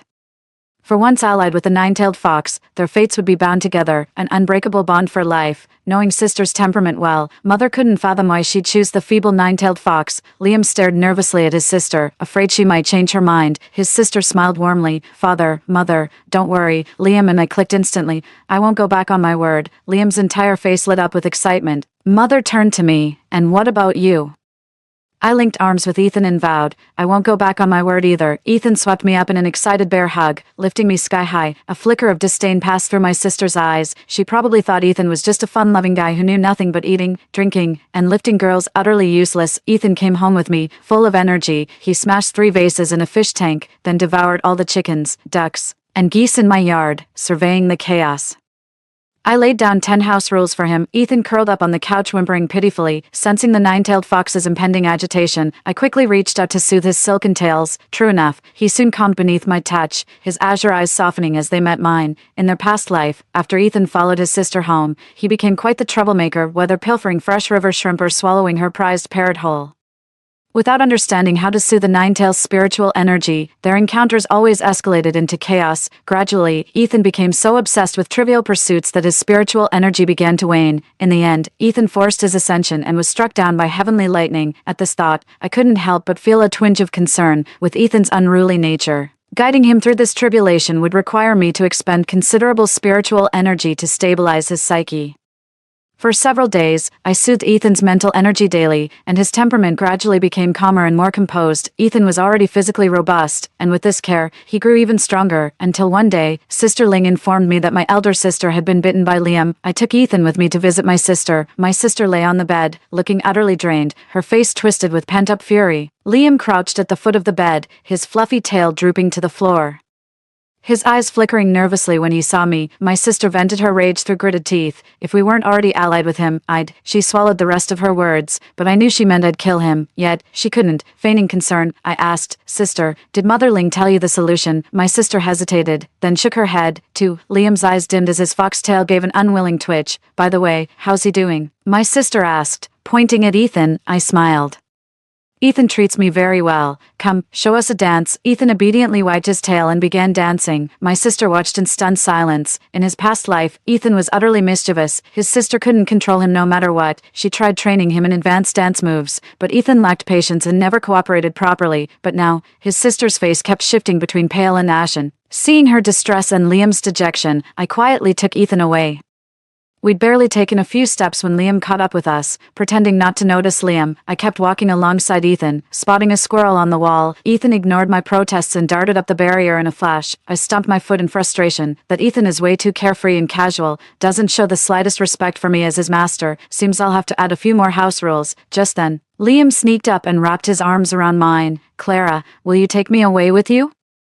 You clearly had feelings for me that day. My breath hitched. What the hell are you talking about? Liam grasped my hand, pleading, Clara, I'm your beast man, won't you choose me again? So Liam has been reborn too. No wonder Liam looked so disappointed when we mentioned the spirit nanny earlier. If only my sister would agree to the flesh-cutting blood ritual, he'd be completely healed. And once healed, he could unite the spirit realm. So, is he fawning over me just to suck me dry? I scoffed and broke free from his grip. I have no idea what you're talking about. You're clearly my sister's beastman. Stop poisoning our sisterly bond. I turned away, but Liam doggedly pursued me. Ethan on the wall stared at us with piercing eyes. I blinked and turned to Liam. So you're that eager to be my orc? Liam froze momentarily before nodding eagerly. Master, I pledge myself to you. Ethan scrambled up the tree by the wall, angrily swatting at the branches with his paws in protest. Pretending not to notice, I reached up to gently stroke Liam's back. I knew his physical condition like the back of my hand. As I petted him, Liam closed his eyes contentedly, savoring the touch. Just then, a dark figure swooped down from the tree, lunging at Liam with lightning speed. When I came to my senses, I saw Ethan savagely biting Liam in a fit of rage, caught off guard and overpowered by Ethan's brute strength. Liam was quickly pummeled to the ground, unable to get up. Then Ethan cocked his head at me, his eyes brimming with defiance. I gasped, Ethan, what are you doing, master? I'm your real beast man. Free, ha, he's marking his territory now. Weren't you the one who abandoned me just now? Why'd you come back? Ethan pouted. Master, I was wrong. Oh, and what exactly were you wrong about? I shouldn't have left your side without permission. His face flushed red as he finally bowed his head in apology. I chuckled softly. Good, Ethan truly needed to be tamed, and today, Liam's unexpected appearance had actually brought him to his senses. Liam struggled to his feet, reaching for my sleeve, only to be snatched up by Ethan's foxtail and flung 5 yards away. Don't let me see you again, or I'll treat you just like this tree. With that, Ethan lashed his tail against the tree. The thick tree trunk snapped instantly like a twig. Ethan's skills are truly impressive. After returning home, Ethan laid down some ground rules. Master, I'll behave from now on. Please don't provoke other beastmen anymore. I chuckled. Turns out Ethan's weakness is possessiveness. Fine. Then you'll do exactly as I say. Ethan nodded. Then lie down over there. I pointed to the bed. Ethan blushed slightly. In broad daylight, Master, what are you trying to do? I glared. Didn't you promise to obey my every word? Or should I summon another orc? I'll go. He scampered obediently and flopped onto the bed. Then he beckoned. The bed's warm now. Master, come quick. With a derisive snort, I produced a wooden plank and smacked his palm. He blinked in surprise. Master, I was warming your bed. Why did you hit me? Who said anything about bed warming?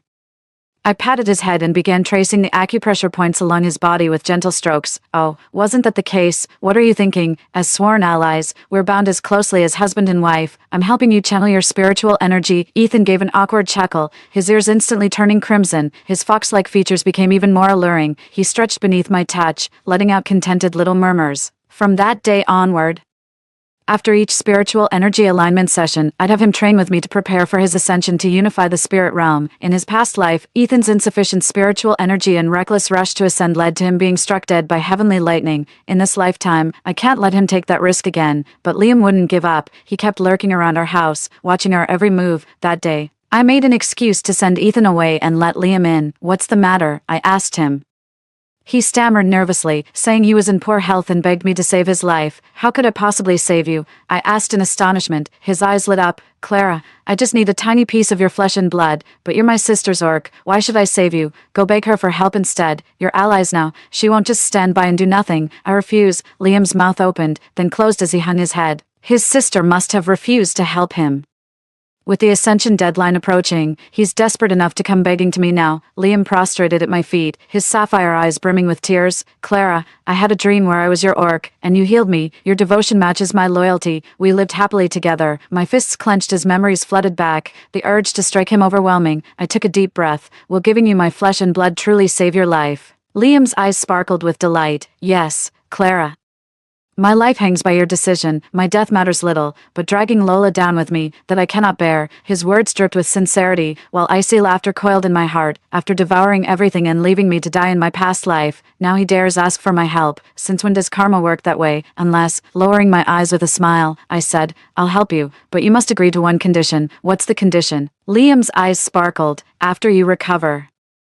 Stay by your sister's side at all times. Don't come looking for me again, I said. He looked surprised. That's it. I nodded earnestly. Yes, after all, you're my sister's beast man. I want you two to be happy together. Liam hesitated for a moment before agreeing. His condition had deteriorated severely. Without human blood and flesh to sustain him, his mental energy would soon collapse, compared to his former glory. He couldn't possibly accept this decline, so we struck a deal. For the next month, I'd supply him with flesh and blood to hasten his recovery. Liam pounced onto my shoulder without hesitation, baring his fangs toward my neck, for I dodged with effortless grace. My recent training sessions with Ethan have significantly boosted my energy reserves, making orc attacks easy to evade now. Just wait here, I'll be right back. Grabbing a tray, I headed into the room. On the table lay the wild hare Ethan had hunted. I carved a chunk of rabbit meat with my dagger and tossed it onto the tray.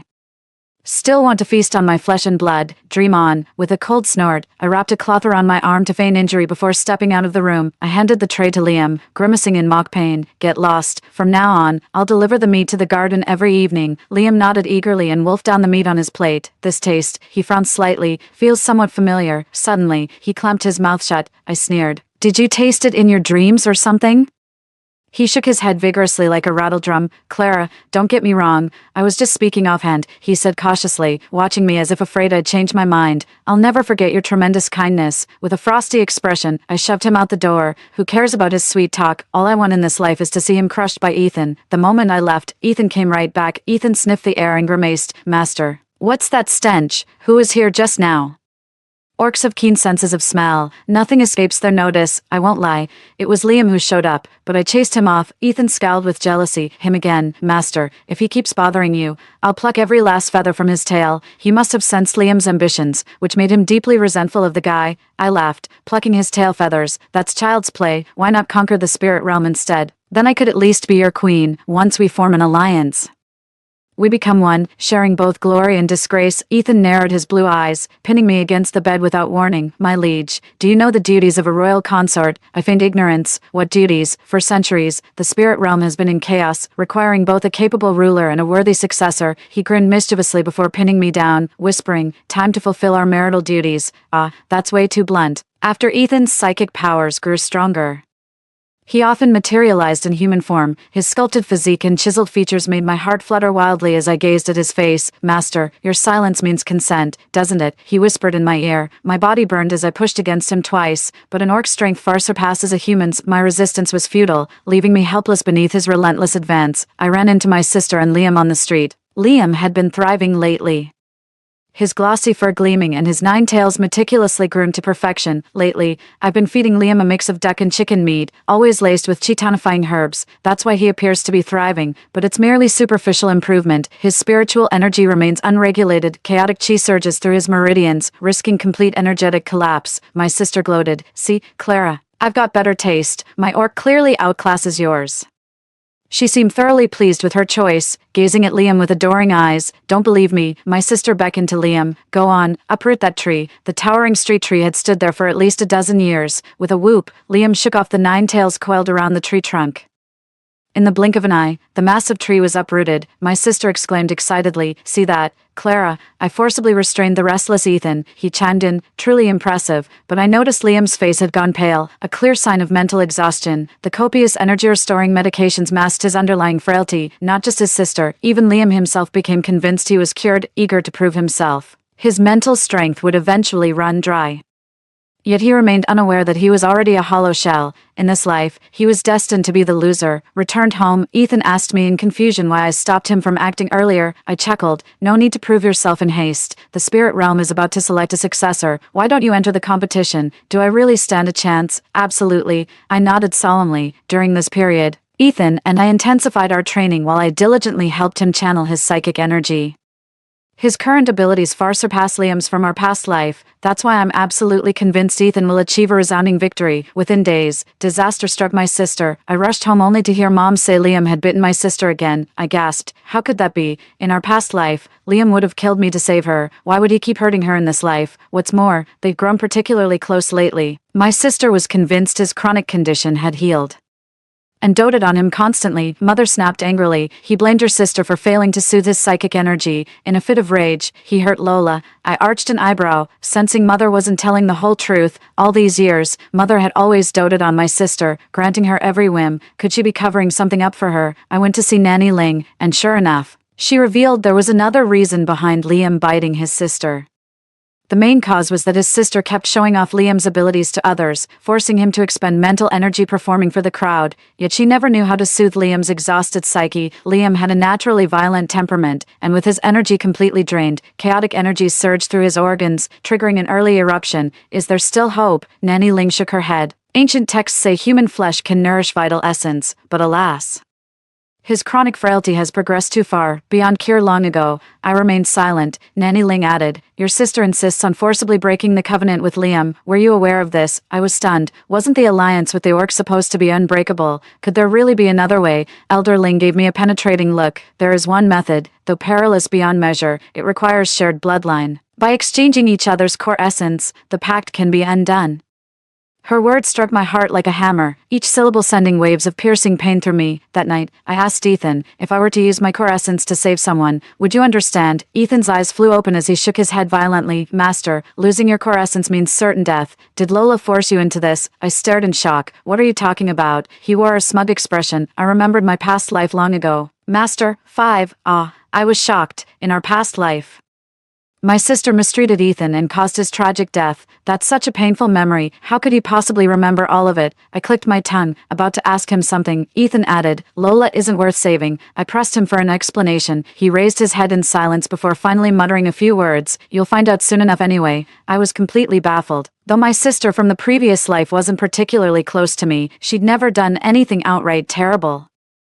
When Liam tried to extract my core essence to save his sister, a sudden thought struck me. Was this actually his sister's doing? Lost in thought, I suddenly heard a mournful whimper outside the door. I opened the door to find Liam sprawled on the doorstep, gazing at me with pitiful eyes. What are you doing back here? I snapped impatiently. Liam blinked his fox-like eyes, tears streaming down his face. Clara, will you be my master? I want to break the pact with Lola. I let out a bitter laugh.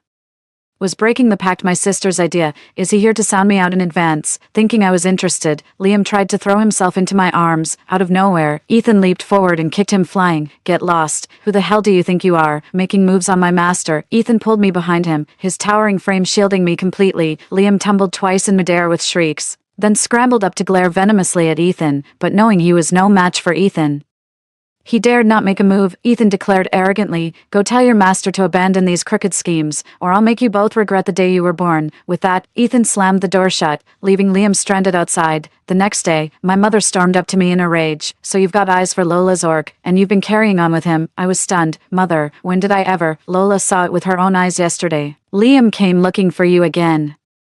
If you hadn't been leading him on, why would he abandon Lola? It dawned on me, could it be that my sister secretly followed Liam and saw him visiting me yesterday? But why didn't she confront me then and there, instead of stirring up Mother to come demand answers now? I let out a cold laugh. Mother, what exactly brings you here today? Mother froze for a moment, then pulled out a handkerchief to wipe her eyes. Clara, you and Lola are both the apple of my eye, she said, and then, Lola is ill now. She needs your help. Would you be willing to swap beast forms with her and give her your core energy? I burst out laughing. Since childhood, Mother always favored my sister. No matter the situation, my sister's needs came first. Now that my sister's been wounded by allied orcs, Mother's first thought is to trade my life for hers. 6. My face darkened as I refused her. Ethan is my orc. I won't switch places with my sister, and I'll never give her my core energy. But I've got a solution. My solution was to feed Liam with my sister's flesh. As long as we could keep Liam calm, my sister's condition would naturally improve. Mother was deeply hesitant, but there simply wasn't a better alternative at the time. If we forcibly break the alliance bond, without my core essence, sister will surely die. Mother couldn't bear the thought, so she reluctantly agreed to give it a try. But I didn't tell Mother that even feeding Liam with sister's flesh and blood wouldn't cure him, for as Spirit Nanny once said, Liam's wasting sickness has seeped into his marrow. We're long past the window for treatment. Mother said joyfully, Lola keeps talking about becoming the spirit realm's princess consort. It seems her wish may come true. The corners of my lips twitched, but I remained silent. Mother, sister, our paths diverge. Since you've shown no mercy, don't blame me for what comes next. The Spirit Realm Succession Tournament is about to begin. Creatures of the sky and beasts of the land. Countless orcs spread the news eagerly, itching for action. Ethan signed up too, clenching his fist with conviction. Master, I shall unite the Spirit Realm and seat you as its queen. Since the last ruler of the spirit realm abdicated centuries ago, this domain has remained lawless and ungoverned. Eventually, after much deliberation, the people resolved to elect a successor to reunify the spirit realm. I ruffled his hair and said, "All right, I'll be waiting." When we arrived at the competition venue, we saw my sister and Liam. My sister was radiant with energy, and Liam looked equally spirited. After giving us a quick once-over, she handed us 2 water bottles. "It's been a long journey, you must be thirsty, have some water." I smiled and passed it to someone else. "No need to trouble yourself, sis, we brought our own water." The person took the water and took a sip. My sister pursed her lips and turned her head away. Ethan took off his canteen, drank a few gulps, then handed it to me before leaping onto the viewing platform, as expected. Ethan advanced to the finals after the first round of competition.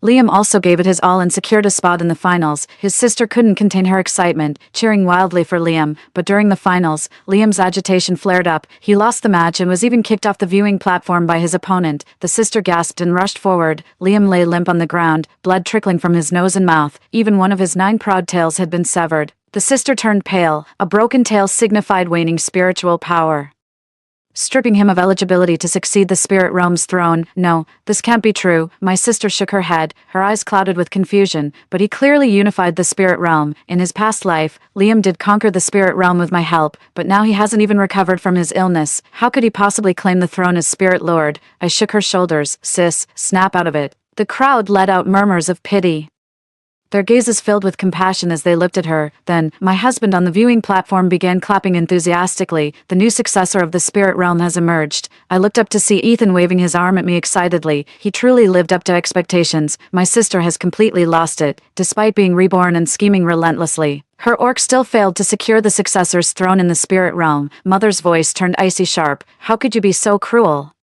Why would you betray Lola?" My eyes turned icy. "Mother, you're so focused on saving sister's life. Did you know losing my core essence would kill me?" Mother gaped in shock. "Impossible, your sister clearly said." I cut her off. Maybe Mother was deceived by sister, but I couldn't bear hearing more about their scheming. The very thought made me sick. Before the match, sister gave me water laced with dissipating agent. I said quietly, she wanted to weaken Ethan's psychic power so he'd lose to Liam. This was what the spirit matron told me. Those orcs who drank the 2 bottles of water were too weak to climb the spectator stands, forced to watch the competition helplessly. Mother's eyes widened in shock. Ethan became the new successor to the spirit realm, while I became his princess consort, accompanying him to this mystical world, here, free from mother and sister's schemes and worldly troubles. I spent my days watering flowers and playing with birds, living in pure bliss, but soon I could no longer lift the water jug, for I was with child. 7. Ethan was overjoyed, for a successor without progeny is unworthy to rule the spirit realm. Such was the fate of his predecessor. He would often caress my belly and whisper in my ear, "How wonderful. With him, it feels like we have everything." Story 2. The virus mutated, and the end of the world came, with my good fighting skills. I protected my boyfriend and my cousin and fled all the way. Finally, at the end of the 2nd year of the apocalypse, we arrived near the safe base, but then my boyfriend pushed me to block the zombies for my screaming cousin. In the end, I was torn apart alive by countless zombies. Before I died, my mother, who disappeared after taking in my cousin's family, flashed through my mind. The family heirloom that was borrowed by my cousin and lost, and the strange expression of a strange man. With a smile but also a look of regret, I opened my eyes wide and looked at my boyfriend who was running away with my cousin. My eyes were full of hatred. Finally, I closed my eyes heavily. At the same time, it seemed that an electronic voice sounded in my ear. 1. When I opened my eyes again, there were no ugly and ferocious zombies, nor that adulterer and adulteress who wanted my life. I was in the bedroom of the apartment where I had lived for a year next to S City University. I couldn't believe it and groped for my phone from the bedside table. When I opened it, it showed, September 20th, 2030, I was reborn. I was reborn a week before the end of the world. I quickly got out of bed and opened the curtains to look down. There was a familiar supermarket downstairs. Opposite was S City University where I had studied for a year. Today, the university had just started school. And there were people coming and going. Everywhere was full of vitality. I rushed into the bathroom and splashed cold water on my face. I looked up at my young and delicate face in the mirror. The 19-year-old girl had fair skin, not the skinny and sallow face 2 years later. My name is Valerie, and it's not my time to die. I wanted to shout, but I couldn't even make a sound. The end of the world would come again. In the 2 years of the apocalypse I experienced, the mutation of the virus caused the living dead zombies to surround the city. That's why S City was only 300 kilometers away from leaching. It only took 4 hours to drive, but it took me a full 2 years to get there. I smiled bitterly and walked into the kitchen. I opened the refrigerator and stuffed all the edible food in it into my mouth. I hadn't eaten enough for a full 2 years. Now I just wanted to have a good meal. After eating 2 sandwiches, a ham, and a small piece of cake, there was only a watermelon left that could be eaten in the refrigerator. I took out the fruit knife next to it and cut the watermelon in half. I accidentally cut my finger. These hands were no longer as rough and ugly as they were after 2 years of surviving in the apocalypse. The fair fingers bled nonstop from a small wound. The blood flowed onto the white jade ring on my middle finger. Suddenly, it went dark in front of my eyes, and I entered a space. The space was 5 times the size of the apartment I lived in. It was estimated to be more than 500 square meters, about 3 meters high. It was empty and had nothing in it. When I opened my eyes again, I was back in the kitchen, and the ring was gone. There was only a red dot where the ring was worn. I looked at the red dot in surprise, and the knife in my other hand suddenly disappeared. I shook my head and looked again, and the knife appeared in my hand again. A space like a chinquin bag. I picked up the watermelon next to it and tried. I thought put it away in my mind, and the watermelon disappeared again. Then I thought take it out, and sure enough, it appeared in my hand again. I laughed with excitement and finally understood why my boyfriend of more than 2 years pushed me to block the zombies for Vivian, because in my previous life, the white jade ring left to me by my father was lost after being borrowed by Vivian. I guess she got this opportunity and didn't want to return it to me. The reason why they kept me was that, first, I had learned Taekwondo and could resist the outside enemies to some extent. Second, I was quite good looking and was a famous beauty in the Department of Chemistry. In case someone had bad intentions, they would definitely set their eyes on me first. In my previous life, Valerie, was out of my mind and couldn't see clearly the duplicity of Vivian and Owen. In this life, without my opportunity and me protecting them in front, I want to see what kind of end this adulterer and adulteress will come to. I quickly dealt with the wound. I didn't care about eating anymore and took out all my savings, 700,000 yuan in cash and 2 property certificates. My family condition was not bad. When I was a child, my father ran a jade store, and my mother was a nutritionist. Later, after my father died, my mother sold the jade store and raised me alone. My mother was the only relative I had in this world.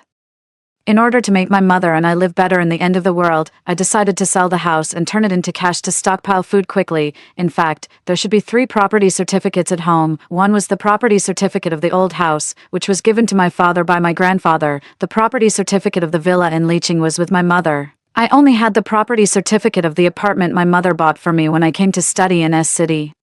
And the property certificate of the house compensated after my father died in a car accident when I was in primary school. This property certificate was in my name, but Vivian's family was still living in this house. It was not easy for my mother to raise me alone. She always thought that it was easy for our mother and daughter to be bullied, so she hoped that my uncle could take care of us when we were bullied. And my good uncle directly took Vivian's family and moved into this compensated house. He said it was to help us look after the house, but in fact, he was taking advantage of us and wanted to occupy our family property. My mother didn't take the house back out of consideration for our relationship. This time, I decided to break off the relationship directly. I immediately called my mother. "Hello, Valerie, my dear." It was a familiar voice that I hadn't heard for 2 years. I suppressed my sadness and took a deep breath. My tone was very calm. "Mom, I miss you. I want to go home." "Oh, what's wrong, Valerie? Is someone bullying you at school?" "Mom, I'm fine. It's almost the weekend. I want to go home and see you. I will also buy some things and send them back. Please help me collect them. Besides, I saw several cases of burglary and murder online. I think the doors and windows at home are not strong enough and I don't feel safe, so I want to renovate the house. Mom, will you support me?" Okay. Mom will cook some delicious food at home and wait for you to come back." My mother, who always thought I had suffered, would agree to everything as long as I didn't do anything wrong. 2. I'm not sure if the end of the world will come early. I must go home early, but I can't send supplies home directly. To avoid being targeted by the renovation workers, I have to stockpile some supplies in S City before leaving. I only survived for 2 years in the end of the world. And I don't know what extreme challenges are waiting for us after 2 years. I need to buy everything. To save time, I contacted a reliable construction team in Leaching online. "Hello, master. I have a house in the villa area of Leaching that I want to renovate. I want to add an electric fence to the wall, reinforce the doors and windows, use 5-layer steel hardened glass for the windows, and install underfloor heating, a generator, and a water storage tank. I needed to be renovated within 3 days. The master looked speechless. That's impossible. Many things need to be measured and we have to wait for the factory to deliver the goods. I'll triple the price. Girl, 3 days is too rushed. Quadruple the price. Tell me the specific address, and I'll send someone right away. After doing all this, I paid a deposit of 200,000 yuan, remembering the days of lacking food and clothing in my previous life.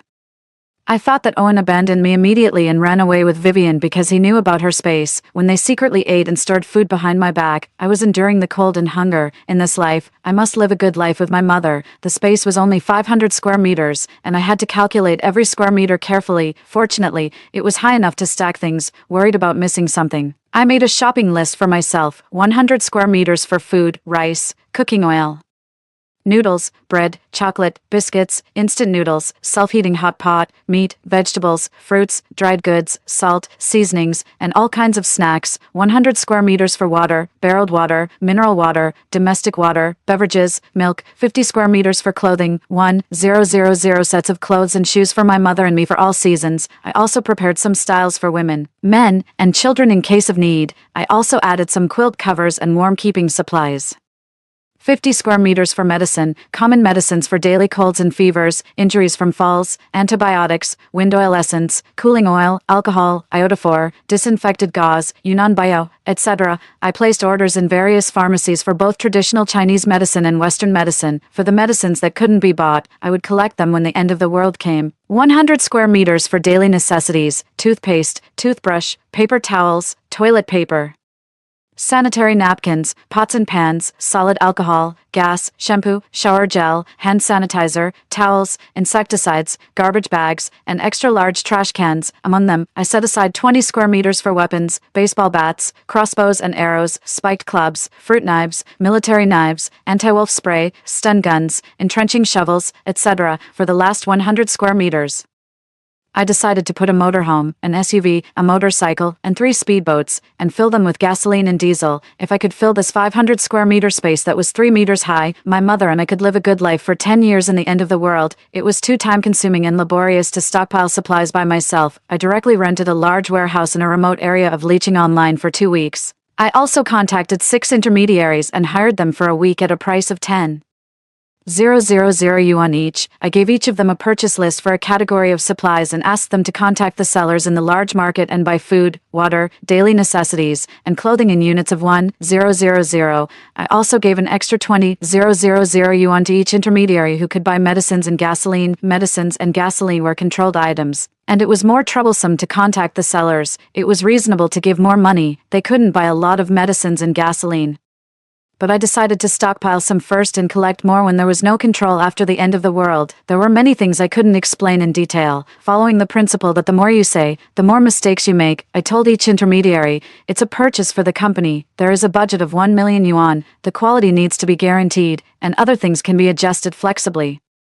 The supplies need to be inspected and put into the designated warehouse within 3 days. Contact me after the things are confirmed. I will pay the deposit, and I will pay the remaining balance and the intermediary fee after the supplies are put in storage. I don't know if the intermediaries are trustworthy, but this is the fastest way to collect supplies that I can think of in the shortest time. Of course, I know that buying so many things will arouse suspicion. I don't plan to meet any of the intermediaries. After using the space to take away the supplies, when the end of the world comes and the network is completely cut off, who will have the time to check? There are many things to prepare. The construction team will be at home these days. To avoid suspicion, I only ordered some outdoor supplies like ropes, backpacks, masks, and protective clothing online.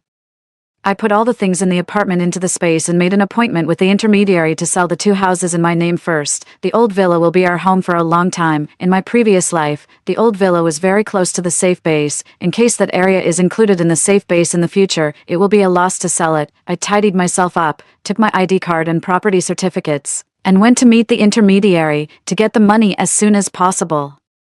I sold the 2 houses at 60% of the price. I only received 8 million yuan for the 2 houses, which was almost the price I expected. After getting the money, I also vaguely reminded the intermediary that the city might be sealed again in a few days and it was better to stockpile some food. In addition, I specifically told them to take over the houses 6 days later, leaving my uncle's family homeless one day before the end of the world. 3. It was 2 p.m. after I got the money.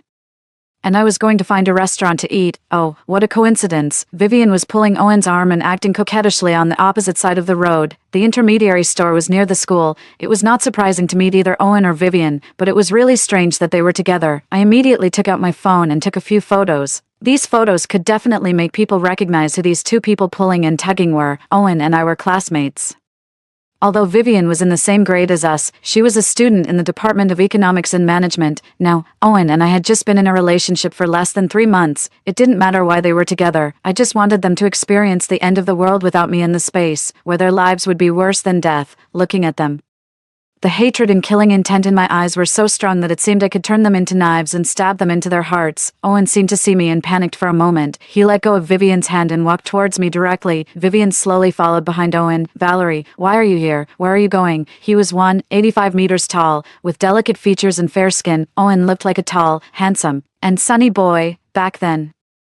I got together with him not because I was obsessed with his eye-catching face. I liked his family. He was an only son. His parents were high school teachers, and they loved each other. His family was harmonious and warm. I had met his parents who came to visit him at school. The family atmosphere was like a beam of light shining into my life that lacked fatherly love since I was a child. After meeting his parents, I almost didn't hesitate to agree to be his girlfriend. Unfortunately, it was all just an appearance. It's not the time to take revenge yet, but I could at least get some interest. I closed my eyes, and the hatred in my eyes turned into anger. Looking at my angry eyes, Owen thought I misunderstood him. I was going to find you with Vivian. Slap. A crisp slapping sound rang out. I used all my strength, and Owen's face was slapped to the side. A red palm print quickly appeared. Sister, how could you hit Owen? Vivian exclaimed. Owen raised his head, and a trace of viciousness flashed in his eyes. I saw it clearly, but so what? Vivian was a woman he liked but hadn't slept with yet. Owen wouldn't tear his face at this moment. Slap. The slapping sound rang out again, and this time it hit Vivian's face. Why did you hit me? Vivian stared at me hatefully, then she seemed to think of something and quickly lowered her head and started crying softly. Owen, we're breaking up. After saying that, I turned around and left. I didn't want to waste time with this adulterer and adulteress. Owen quickly ran up and grabbed my hand. Valerie, are you misunderstanding me and Vivian? There's nothing between us. We just happened to meet. Vivian said she wanted to go to your place to find you together. Vivian also quickly came over and held my hand. She groped my hand and said, yeah, sister, you've misunderstood us. Don't be angry. Let's go to your place and I'll explain to you. Okay. I shook off their hands. Sister.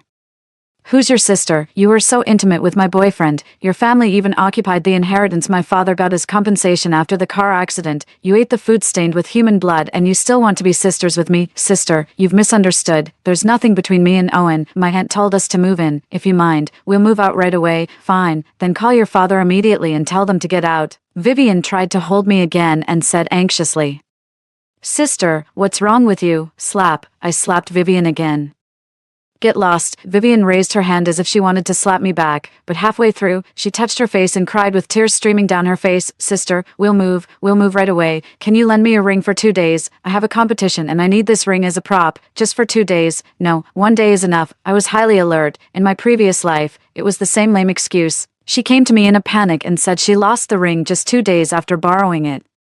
But in this life, she endured my 2 slaps just for the ring and even deliberately touched the place where the ring was on my hand. Has Vivian also been reborn? I looked at Vivian and chuckled. You want the ring? Sure. Kneel down and beg me. Vivian looked at me in shock. Her face changed several times. She glanced at Owen and finally fell silent. Owen didn't seem to want to pay attention to Vivian. He directly stepped beside me and looked at me. Valerie, I didn't know what your relationship with Vivian is. She came to me and said she wanted to find you together. There's really nothing between me and her. Don't misunderstand. His gentle and considerate look as a good boyfriend made me want to vomit. I didn't bother to look at him and turned around to walk to the roadside and directly hailed a taxi to leave. Sitting in the car, I touched my hand. If Vivian has been reborn and she knows the secret of the space, I must get rid of her as soon as possible. In my previous life, Owen might have known that Vivian had a space, but Vivian might not have told him that the space was in the physical ring. This time, Vivian asked for the ring in front of Owen. If she dared to tell Owen the secret, with Owen's intelligence, he would definitely guess that the ring was the space immediately. But Vivian doesn't know that I also know the secret of the space. In order to get the space,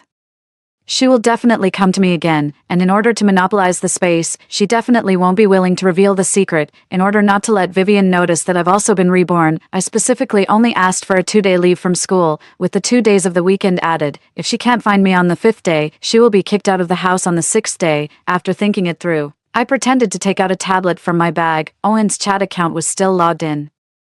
From their chat records, I could see that Vivian was reborn at the same time as me. After being reborn, Vivian had a clear plan. First, she expressed Owen that she was willing to have an affair with him behind my back and asked for 1 million yuan. She sold herself for 5 years. Then she came to me to get the space ring. She calculated so shrewdly, why not let everyone see it? I directly took screenshots and sent all the photos I just took on the campus website with the caption, "Shocking.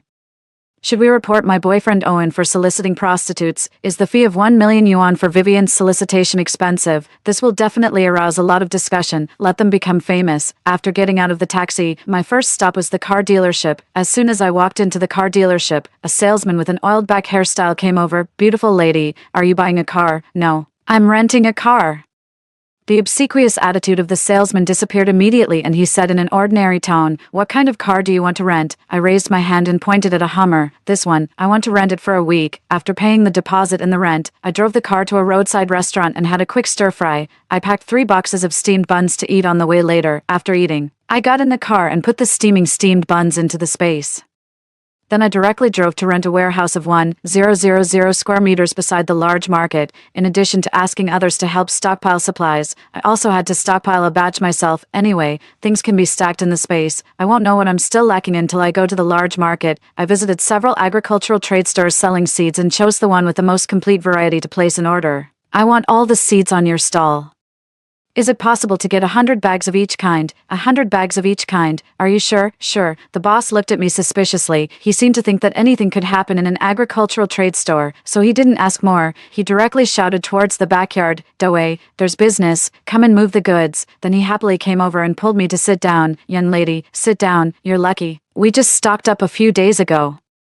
We have a complete variety and quantity of seeds." After paying the money, I left the address of the warehouse for the boss and asked her to deliver the goods. Then I went to the nearby fruit and vegetable market and bought a lot of potatoes, tomatoes, bok choy, bananas, cucumbers, cantaloupes. I stocked up about 500 snakeskin bags of most of the fruits and vegetables. After finishing all this, 2 hours had passed. I took out the steamed buns from the space and was pleasantly surprised to find that the buns were still steaming hot. The time in the space is frozen. I immediately called several restaurants that I usually like and ordered 500 servings of each of my favorite dishes. I made an appointment for them to deliver to the warehouse at 10 p.m. and repeatedly confirmed with the merchants that the food should be hot. Then I went to order 500 servings of various grains, oils, and seasonings. I also ordered 100 servings each of pork, beef, mutton, chicken, fish, salt, and various seasonings. I also contacted the water plant and ordered 10 tons of water, which was almost 500 barrels of household barreled water. All the things I ordered were supposed to be delivered to the warehouse today. Someone will definitely find the abnormality of the warehouse, but I'll leave tomorrow anyway. Who cares? I drove around and bought the maximum share that I could buy from every pharmacy in the city. I also bought some baseball bats, watermelon knives, kitchen knives, crossbows, stun guns, entrenching shovels and other weapons. On the way, I successively received calls from the intermediaries asking for the deposit. By the time I paid the deposit, bought the medicine and returned to the warehouse, it was already 11 p.m. I asked the person guarding the warehouse to leave in advance. I took out the key from the mailbox beside the warehouse and opened the door. Looking at the warehouse full of stacked supplies, I felt an indescribable sense of satisfaction. After collecting all the supplies, I closed the warehouse door and casually threw the warehouse key on the car. I was ready to drive the Hummer back to Licheng. For less than 30 minutes after leaving the city and getting on the highway, there were several gunshots coming from the front. There were also gunshots on the right side. I stepped on the brake urgently, but I still couldn't avoid crashing into the large truck parked across the road in front of me. A hoarse and ear-piercing scream broke the silent night. "It's a zombie." Before I could react, a zombie that jumped out from somewhere directly hit the front glass of the Hummer with its head. Its grayish-white face was stuck on the glass and it roared at me ferociously, in fear. I took out a fruit knife from the space and stabbed it straight into the zombie's head.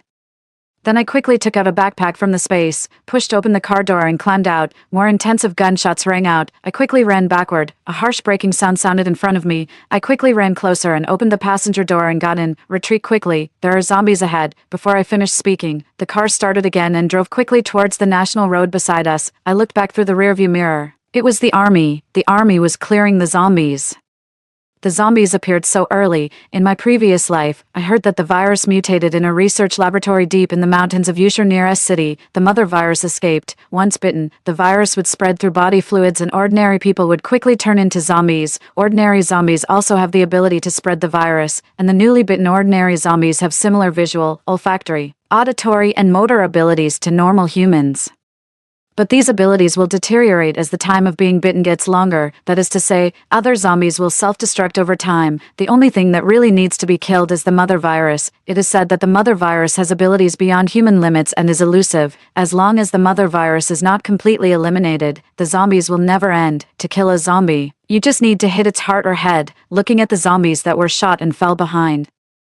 I tightly pressed my wildly beating heart with my hand and took a deep breath. Then I turned to look at the man in the driver's seat. The orange streetlights flickered on and off. The light hit the man's clean eyebrows and eyes. His fair face had deep features. The short hair that was difficult for ordinary people to carry suited him very well. He was wearing a white shirt and was unforgettable. Strange, this man was too calm in the face of zombies. I tried to talk to him. "I'm Valerie."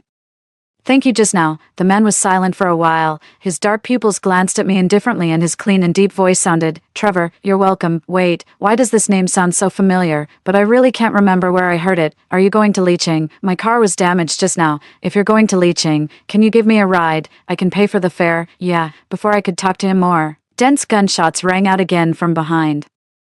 I looked back and 2 military trucks rushed towards our direction, listening to the roars of the zombies. This time it was obviously not the army chasing the zombies, but the army being chased by the zombies. Trevor stepped on the gas pedal to the bottom. The military truck's performance was obviously better. Soon, one military truck overtook our car.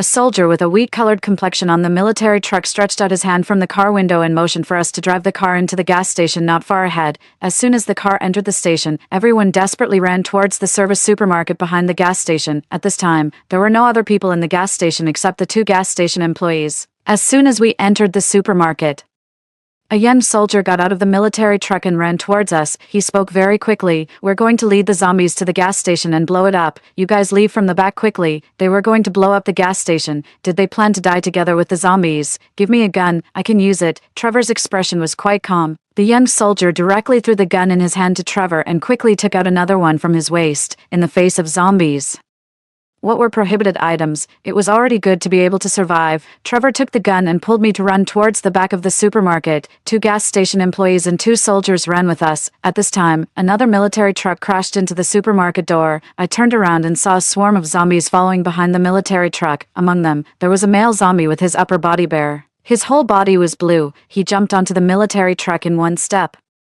Several soldiers got out of the military truck and rushed into the supermarket. 2 of the soldiers only had time to get out of the military truck and were immediately knocked down and overwhelmed by the swarming zombies. Trevor shot at the head of the blue zombie and hit it right in the eye. A shrill scream sounded. Trevor quickly pulled me over the back wall of the supermarket and ran towards the small river not far behind. Dense gunshots rang out. Boom. There was a loud explosion.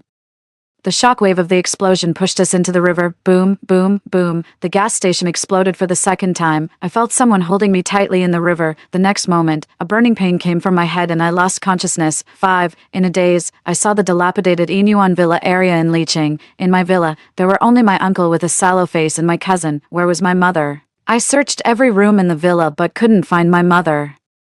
My uncle mumbled that my mother and my aunt went out to find food together one day and never came back. I stared into my uncle's eyes and questioned him. "Since there's no food, how did you 2 survive?" The next moment, there were white and blinding bones behind the villa in front of my eyes. I broke out in cold sweat all over my body and suddenly opened my eyes. I saw a completely strange bedroom. There was a slight pain in my hand. I turned my head and saw Trevor taking out the needle of the intravenous drip for me. "You're awake. Do you want to drink some water?" Trevor picked up the water beside him and handed it to me. "Thank you." I took the water and drank 2 sips. I raised my hand and rubbed my sore head. Someone knocked on the door twice and came in with a bowl of porridge. "The little sister is awake. It seems that the medicine your friend risked to find last night was very effective."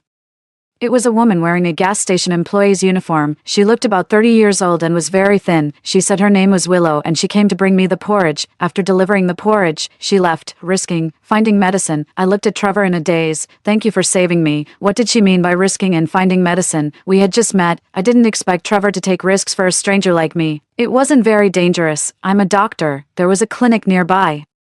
"You should have hurt your head yesterday. You seem to be in pain even when you were unconscious, so I went to get you some painkillers like Rotendine. The intravenous drip I hung for you just now is nutrient solution. In the 2 years of the apocalypse in my previous life, I had never seen such a kind person," I said softly. "If there's anything I can do to help in the future, you can make a request." Trevor smiled after hearing this. He leaned back on the chair and relaxed. "Don't you remember who I am at all?" I was stunned. Do we know each other? I thought carefully. The memories of the 2 years of the apocalypse in my previous life were too deep. There was no such person in my other memories either. Trevor saw that I really couldn't remember and took the initiative to say, when we first met when we were children, you were crying and holding on to me. I didn't expect you to be joking. Seeing that I didn't believe him, Trevor said again. My grandfather also lives in the Inuan Villa area. We were neighbors when we were children. When you were in the 3rd grade of primary school, I was in the 6th grade. I often took you to school together. I followed my parents to Pingching in the capital to study after graduating from primary school. I rarely came back later. Don't you remember me or didn't you recognize me? I recognized you at a glance. I thought about it seriously, but I couldn't remember anything. I only vaguely felt that the name Trevor was familiar.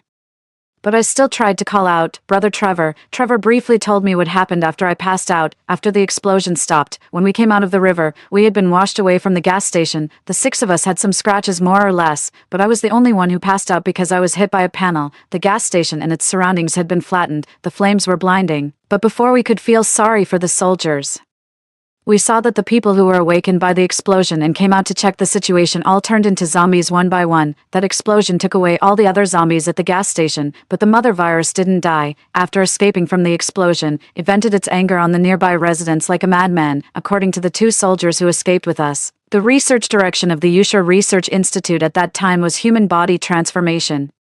The mother virus might have extremely strong recovery ability. These 2 soldiers were communication soldiers in the army. One of them was the soldier with a wheat-colored complexion who gestured to us on the national road. His name was Aaron. The other soldier, who was slightly taller, was named Adrian. They were the only 2 who evacuated in advance among the soldiers. We never expected that the zombies couldn't be solved at all. We were still near the gas station at that time. The zombies spread too fast, and we didn't have time to go out. We could only knock on the doors of the nearby residents, but the changes made people vigilant, and almost no one was willing to open the door for us. If it wasn't for Grandpa Adam's kindness, all of us would have died outside. We were currently living in Grandpa Adam's house. It was a simple 2-bedroom and 1 living room house. The child's parents were working outside. Currently, only Grandpa Adam, who was 64 years old, and his 7-year-old grandson were at home. After listening to Trevor, I finished the porridge in my hand. I gently opened a corner of the curtain. It was already getting light. Sensitive zombies were wandering in all directions on the road. I couldn't speak for a long time. Just now, Willow said that Trevor risked his life to go out and find medicine for me. How could the 2 words risked his life describe it? Fortunately, this wasn't the city center, and there were no dense crowds of zombies that couldn't be seen the end of. I put down the curtain and looked at Trevor and said softly, Brother Trevor, thank you for risking your life for me. When I went to find the medicine, it wasn't as dangerous as it is now. You don't have to keep thanking me. I suddenly remembered that the zombies broke out early. Would there be danger at home now? Brother Trevor, is my bag still there? I want to call my mom. Trevor handed me the backpack and said, the signal is cut off, and you can't get through on the phone. I have to leave here and go home. Brother Trevor, what are your plans next? I'm going to Inuan and Leeching. I originally planned to go back to Leeching to celebrate Grandpa's birthday. Then let's get ready and leave. Trevor nodded and went out to inform the others. I quickly packed up, put on my backpack, and went out. Everyone was already ready. The 2 soldiers, Aaron and Adrian, were going to the military base in Leeching. The 2 gas station employees, Willow and Wesley, were going home. It was a 20-minute journey from here, and Trevor and I were also going to Leeching. We decided to go out to find a car together. After finding a car, the gas station employees would go home, and we would go to Leeching with the soldiers. Before going out, I secretly put down 4 bags of rice and 2 boxes of water in the kitchen. It was enough for Grandpa Adam and his grandson to live for a few months, and I told Grandpa Adam, Grandpa Adam, there are zombies biting people all over the street. Not everyone is trustworthy. To protect your grandson, don't open the door to anyone easily. We were lucky to be saved, but if I didn't have the space, Grandpa Adam and his grandson would also be dragged down by our group because of the food. 6. We first went to a hardware store not far away to get weapons. Trevor, the 2 soldiers, and I all chose kitchen knives. Wesley and Willow didn't dare to take knives and chose steel pipes. To avoid all the zombies surrounding us, no one dared to use a gun. The 2 soldiers walked in front with knives. Trevor and Wesley walked on the left and right sides respectively. Willow and I walked in the middle, although the zombies were agile. Fortunately, we were near the national road, and there were not many people or zombies. As long as we overcame our fear of the zombies, it wasn't that difficult to kill them. The 6 of us quickly moved towards the place where there were cars. Suddenly, Trevor turned around without warning, holding a kitchen knife in his hand. He slashed fiercely at what was behind me. Along with the sound of the kitchen knife cutting into the flesh was a low growl from a non-human. Hoo-hoo. I quickly swung my kitchen knife towards what was behind me. The kitchen knife knocked the zombie's head aside. When Willow reacted and looked behind her, A pale face covered in blood was right next to her face. Willow let out a scream. I took back my kitchen knife and quickly covered her mouth, but it was too late. All the zombies rushed towards us. The 6 of us quickly ran towards the direction where there were fewer zombies. A long line of zombies followed behind us. The zombies surrounding us in the front fell one by one under the attack of the 2 soldiers and Trevor. I followed behind them and killed the zombies they didn't take care of. The zombies behind were about to catch up. Willow screamed again when she saw the zombies pouncing in front of her, and Wesley had hidden between the soldiers and Willow. I quickly pulled Willow to one side and took care of the rear. To kill the zombies with one blow, I slashed at the zombies' necks with each knife. The zombies' heads were their weak points, and so were their necks, although each blow was accurate. Unfortunately, after a long time, strength was my weak point, and the knife's edge was curled. I swung the curled kitchen knife in my hand expressionlessly. I wasn't willing to die here after being reborn. At this time, several gunshots came from behind. Immediately, more intensive gunshots rang out. The zombies were stimulated by the gunshots and moved faster. Suddenly, a hand pulled me to the left with force. It blocked the zombies. Looking at the zombies pouncing in front of me, I used all my strength to cut off the zombie's neck and continued to slash beside me along the force. A shrill scream sounded. Wesley's arm fell to the ground, and blood splashed all over my and his upper clothes. The zombies pounced more excitedly. I quickened my pace and stepped back, and Wesley had been knocked down and overwhelmed by the zombies, just because I saved Willow and there was no human shield between him and the zombies. He used me to block the zombies. What a useless man.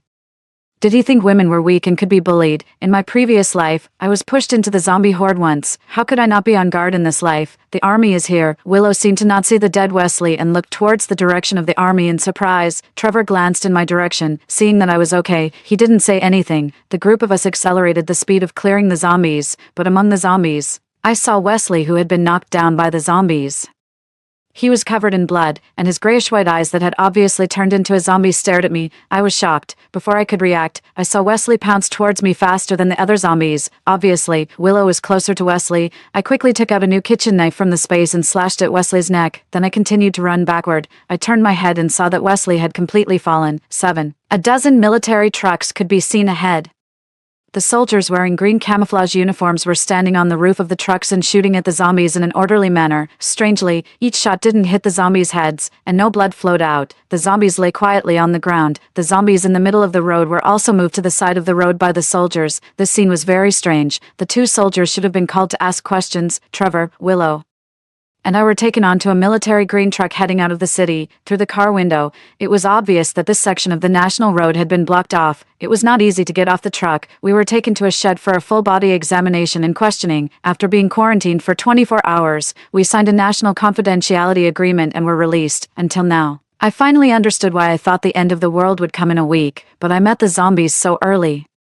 It turned out that the country had already made the greatest efforts, and from shooting to besieging, there were some secrets about these zombies. The journey on the road had been delayed for 2 days. The time left for me was not much, and today was also the time to check the supplies. After being released from quarantine, I told Trevor my concerns about the zombies and prepared to buy more supplies. We separated and went our own way.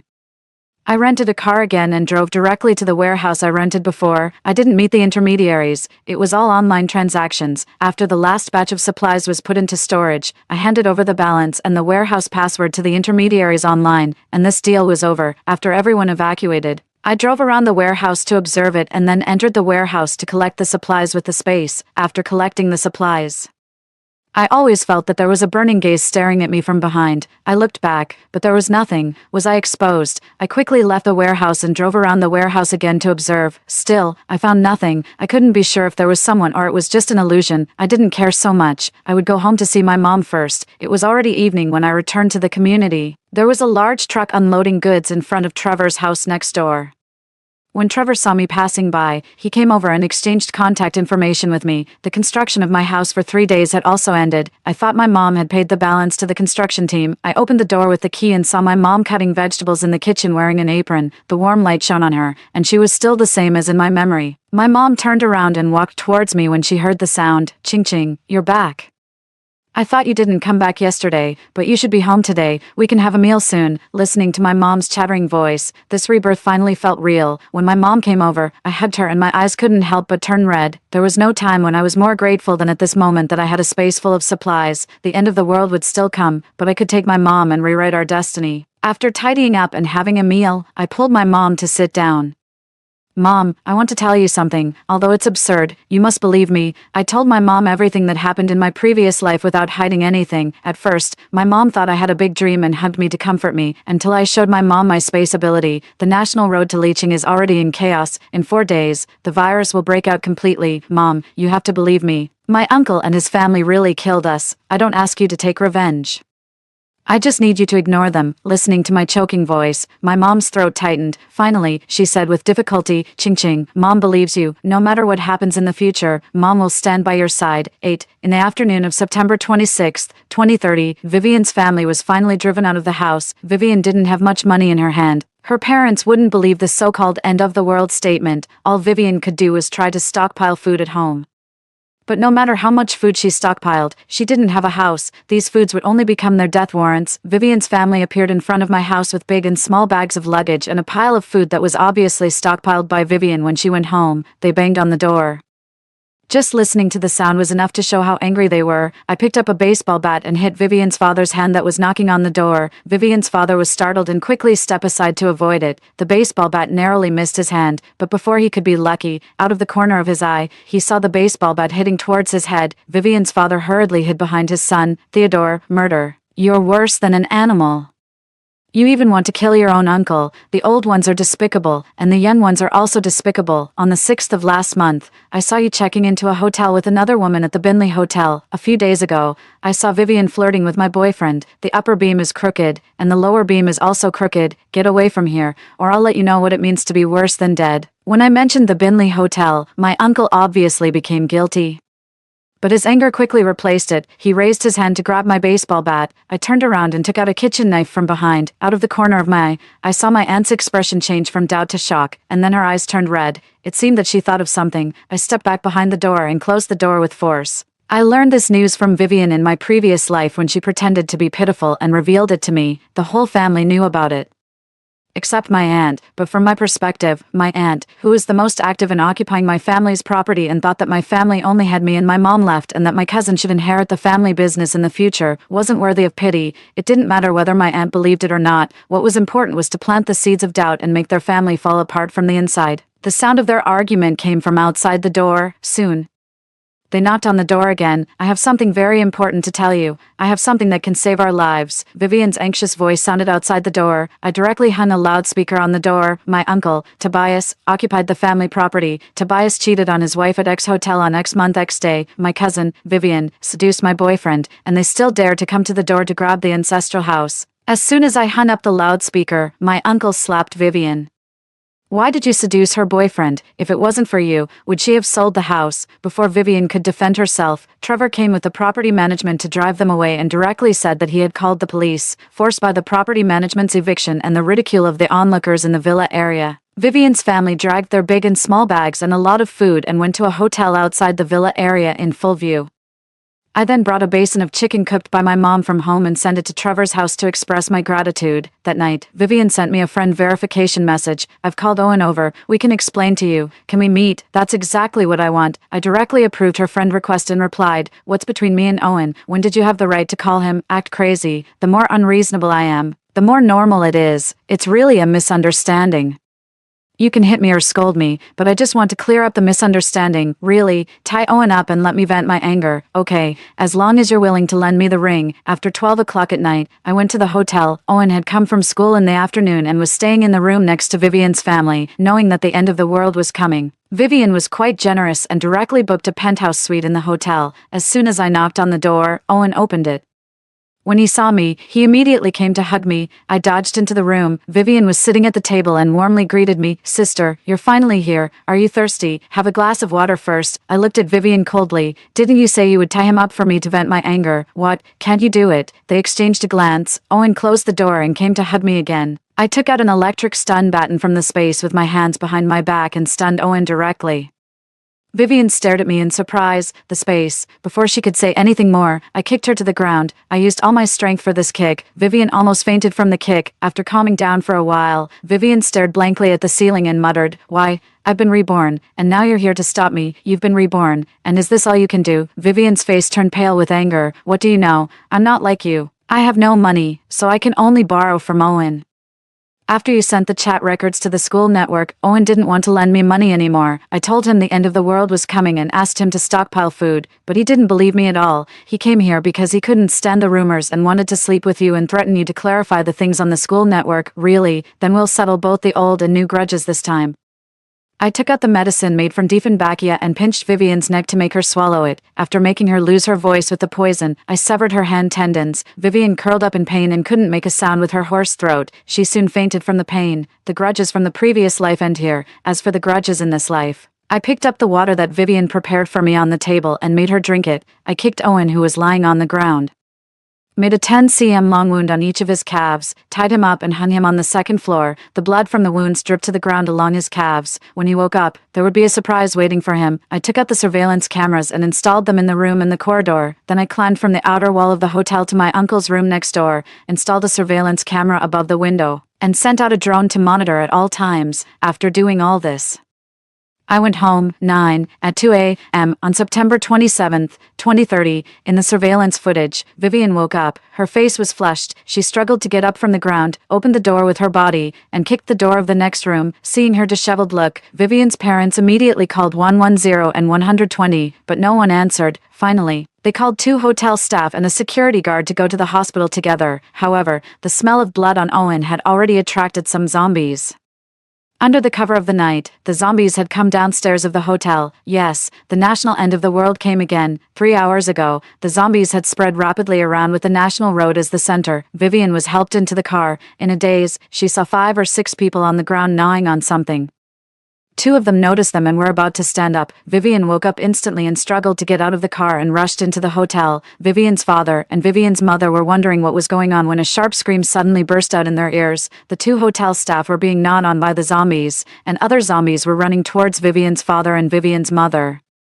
Vivian's father pushed Vivian's mother towards the zombies and fled back to the hotel with the security guard. 6 people went down, and only 3 came back, and it was highly likely that the hotel lobby couldn't be defended. Back on the top floor of the hotel, Vivian's father and the security guard collapsed on the ground. Vivian couldn't hold on any longer because the medicine was taking effect, but no one cared whether she was alive or dead at this moment. With her last bit of strength, Vivian forced herself on the hotel security uncle, maybe because he was scared by the zombies. 2 minutes later, the security uncle turned over and vented on Vivian's body repeatedly. At 5 a.m. on September 27th, a scream pierced the sky. When Owen opened his eyes, he saw that he was hanging in the air. When he looked down, he found that more than 20 zombies were densely gathered at his feet, stretching their hands towards him and making gia sounds. One of the zombies even climbed onto the pile of zombies, and its outstretched hand touched Owen's shoes. This terrifying scene made Owen pee his pants in fear, and he could only shout for help desperately. The hotel guests opened the windows one after another, watching people turn into unconscious zombies. Most of them were so scared that they couldn't move. After a while, someone finally remembered to save Owen. In the end, the security uncle who lived in Owen's room pulled him up. With the arrival of the day, more people who didn't know what was going on, kind-hearted people, and people who went out. There were more and more zombies on the road, the villa area, because Trevor had controlled all the entrances and exits in advance, temporarily became the safest place at the moment. 5 days after the zombies spread, the food in the hotel was almost gone. At this moment, most people remembered Vivian's family who had checked into the hotel with a large amount of food. The hotel sent someone to ask Vivian's father to share the food. Without saying a word, Vivian's father closed the door and, together with his son, piled all the sofas behind the door to prevent them from directly swiping the card to enter the room. However, in less than an hour, all the food was robbed. The supplies that Vivian stockpiled had never belonged to her from the beginning. 10 days after the zombies spread, people with little stockpiled food began to take the risk of going out to find food. Vivian exchanged her body for food, and Owen had to go out with his injured leg. Owen ran behind the others. Whenever he couldn't run anymore, a drone would fly above his head and play the song Good Luck. After everyone found that the drone chased above Owen's head twice in a row, no one wanted to team up with Owen anymore. 15 days after the zombies spread, Vivian couldn't exchange her body for food anymore, and Owen didn't dare to go out to find food alone. The 2 of them had been hungry for several days, and Vivian's father and Theodore were in no better condition. If this went on, they were likely to be starved to death. After discussing it, these people found several of the most powerful guys in the hotel. Why should we be scared and have no food, while those people in the villa area are living well? They have stockpiled some food in each house. I know one of them. There is a lot of food in their house. I can lead the way," looking at Vivian's father who was spitting in Vivian and Theodore with angry faces in the surveillance footage. I just found it funny. After I told Trevor about their plan, Trevor immediately organized a group of residents in the villa area to guard the gate. At noon that day, a group of people in the hotel got together and prepared to break through the gate of the villa area. Unfortunately, no one was willing to be the decoy to lure the zombies away. They could only throw the phone that played the music a little farther away to briefly lure the zombies away. When this group of people rushed towards the gate of the villa area, Trevor just took out his gun. Unexpectedly, the gate of the villa area opened automatically. Trevor rushed to the security room, pushed away the person who controlled the gate switch button, and closed the gate again. "We're all compatriots. We should save one if we can," Trevor sneered and quickly left the security room, asking all the residents at the gate to go home immediately. Before they walked far, some people in the hotel rushed into the villa area while the gate was open. Vivian and Owen were slower than the others because of their injuries. The zombies were only 2 steps away from them, and the gate was about to close. Just when they were desperate, the gate opened slowly again. But the zombie's hands had touched Owen's back. Owen broke out in a cold sweat instantly. While speeding up, he pushed Vivian towards the zombie horde behind him. Vivian's body was grabbed by countless hands and bitten by blood-red teeth. Vivian stared at Owen with red eyes until she was submerged by the zombie horde. However, soon, Vivian rushed out of the zombie horde and rushed into the villa area before the gate was closed again. The people who had just rushed into the villa area and thought they were safe and sat on the ground to rest one by one turned into zombies. The person who opened the gate in the security room was no exception. When he was being bitten by the zombies and was desperate, he opened the gate of the villa area again out of resentment. The false kind-hearted people showed their true demonic nature when their interests were touched. 10. Hi. Vivian, who was about to pounce on Owen, immediately gave up on Owen and chased after me when she heard my voice. I quickly went back inside the wall and closed the gate. Vivian banged her head against the gate. I opened the video intercom doorbell and said, "Vivian, you still have your consciousness, right? On the national road before. I guess that turning into a zombie didn't mean real death. Everyone was just controlled by the virus. As long as there is a vaccine, all the zombies can turn back into normal people. I just tested it with you. I didn't expect you to hate me so much that you gave up Owen, who was about to be yours, and came after me, verifying my guess. You should be happy to get this news. But think about why the zombies' abilities degenerated over time until they completely fell in the previous life. Zombified people are still human after all. Without eating or drinking, their physical functions degenerate, and they will also die. I'm waiting to witness that day for you." The violent and rapid sound of banging on the door sounded again. In extreme anger, the zombies seemed to gain temporary control of their bodies from the virus. Wesley was like that, and so was Vivian. This is why the zombies weren't shot on the national road. I went back to the second floor, took out the bow and arrow, aimed at Owen who was knocking on the door for help everywhere, and shot an arrow through his leg. Owen screamed and fell down. His scream attracted Vivian. Owen crawled backward with his injured leg. The flowing blood stimulated Vivian to move faster and faster until she pounced on Owen and bit his throat precisely. 1 month after the zombies spread, the residents in the community who had stockpiled food basically ran out of supplies. Trevor threw a paper ball wrapped with hard candy to me from the balcony on the second floor. It said, "The food is gone, and human nature is exterminating. Do you want to team up? Teamwork is better than fighting alone. Can my grandpa and I move here with our own food? Your house has better protection measures than mine." I looked directly at Trevor. "I promised you that you could make a request. I have no problem with it, but I need to discuss it with my mom." "Okay." Waiting for your reply, I discussed it with my mom. We were old neighbors, and my mom was willing to let them move in, but she was worried that my space would be exposed. "We'll move to the third floor and let Trevor and his grandpa live on the second floor. We'll clearly define the living areas and not interfere with each other. Just in case, I'll put 1/3 of the supplies in the bedroom and the kitchen." My mom thought it was feasible. After using the drone to attract away the zombies wandering in front of the villa, Trevor sent his grandpa over and settled him down. Then he moved a lot of daily necessities and food here one after another. I knew Trevor had stockpiled a lot of food, but they must be short of vegetables and fruits, so my mom and I dried some vegetables and made them into cooked food, and occasionally sent them to Trevor and his grandpa. 2 days after Trevor moved in, his worry came true. As the food became less and less, many people were fooled by Vivian's father and Theodore and believed that our family had a large amount of food. At night, someone climbed over the wall and was shocked by the electricity and made a trembling sound. Someone pried the lock, but it triggered the electronic alarm and attracted a large number of zombies. We didn't have to do anything, and several people died from exhaustion. Therefore, they were more convinced that we had a large amount of food in our hands. More and more people joined them, reaching up to more than 50 people. If it didn't work once, they would try a second or third time. They even found a large iron door from somewhere and blocked the road, blocking all the ordinary zombies, just to deal with us. Bang, bang, bang. When the gate was almost broken open, Trevor used a pistol. The deafening gunshots made more and more zombies gather around, just as Vivian's father and Theodore were going to retreat temporarily with this group of people. A zombie with its upper body bare and all blue jumped down and plunged into the crowd to bite. We could even hear the sound of flesh being bitten, and the howls of pain were endless. The mother virus. Trevor's face turned a little pale, but his tone was firm. We must kill it. I quickly shot at the mother virus with a crossbow. Trevor also fired quickly, with a loud bang. The window glass on the second floor shattered. The mother virus jumped and pounced on Trevor like lightning, without time to think. I threw the Hummer in the space and directly smashed it towards the mother virus.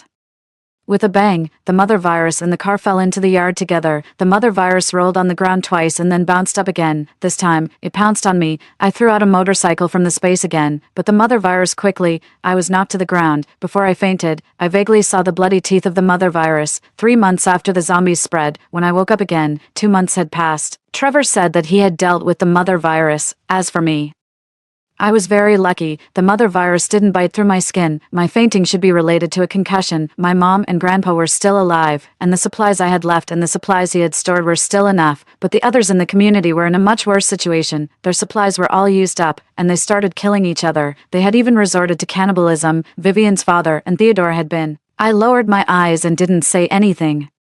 Everyone had paid the due price for the evil they had done. He didn't ask about the space, and I didn't explain further. The glass on the second floor had been broken, and I asked Trevor and Grandpa to move to the third floor and live with us. It seemed that there were only the 4 of us normal humans left in this place, and it seemed meaningless to be more on guard. A space like a chinquin bag. Occasionally, Trevor and I would go out to collect some supplies.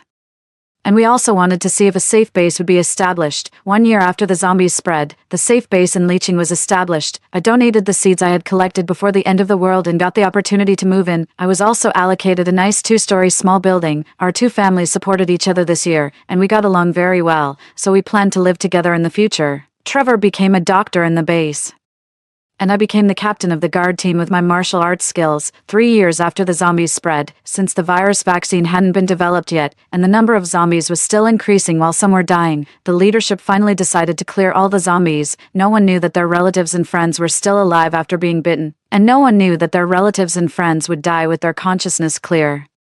The end of the world was finally coming to an end. The boss survived, and the level failed. The mechanical electronic voice sounded. I slowly opened my eyes. The orange streetlights flickered on and off. I turned my head and saw a man in a white shirt in the driver's seat. His temperament was unforgettable. I quickly took out a fruit knife from the space and pounced on the driver's seat, stabbing it fiercely into his heart. Bang! In the sudden constriction of his pupils, the car crashed into the roadside guardrail. I didn't dare to let go of the knife, for fear of being counterkilled accidentally. Why don't you play with me some more? It's only been 7 times. Trevor, you lunatic. Trevor smiled. Your performance every time is a surprise. You're really like a treasure that can't be dug out completely. A fire burned in my eyes. Is it fun to watch others struggle to survive? You, the maker of the virus. Before he could answer, I pulled out the fruit knife and stabbed it into his heart again.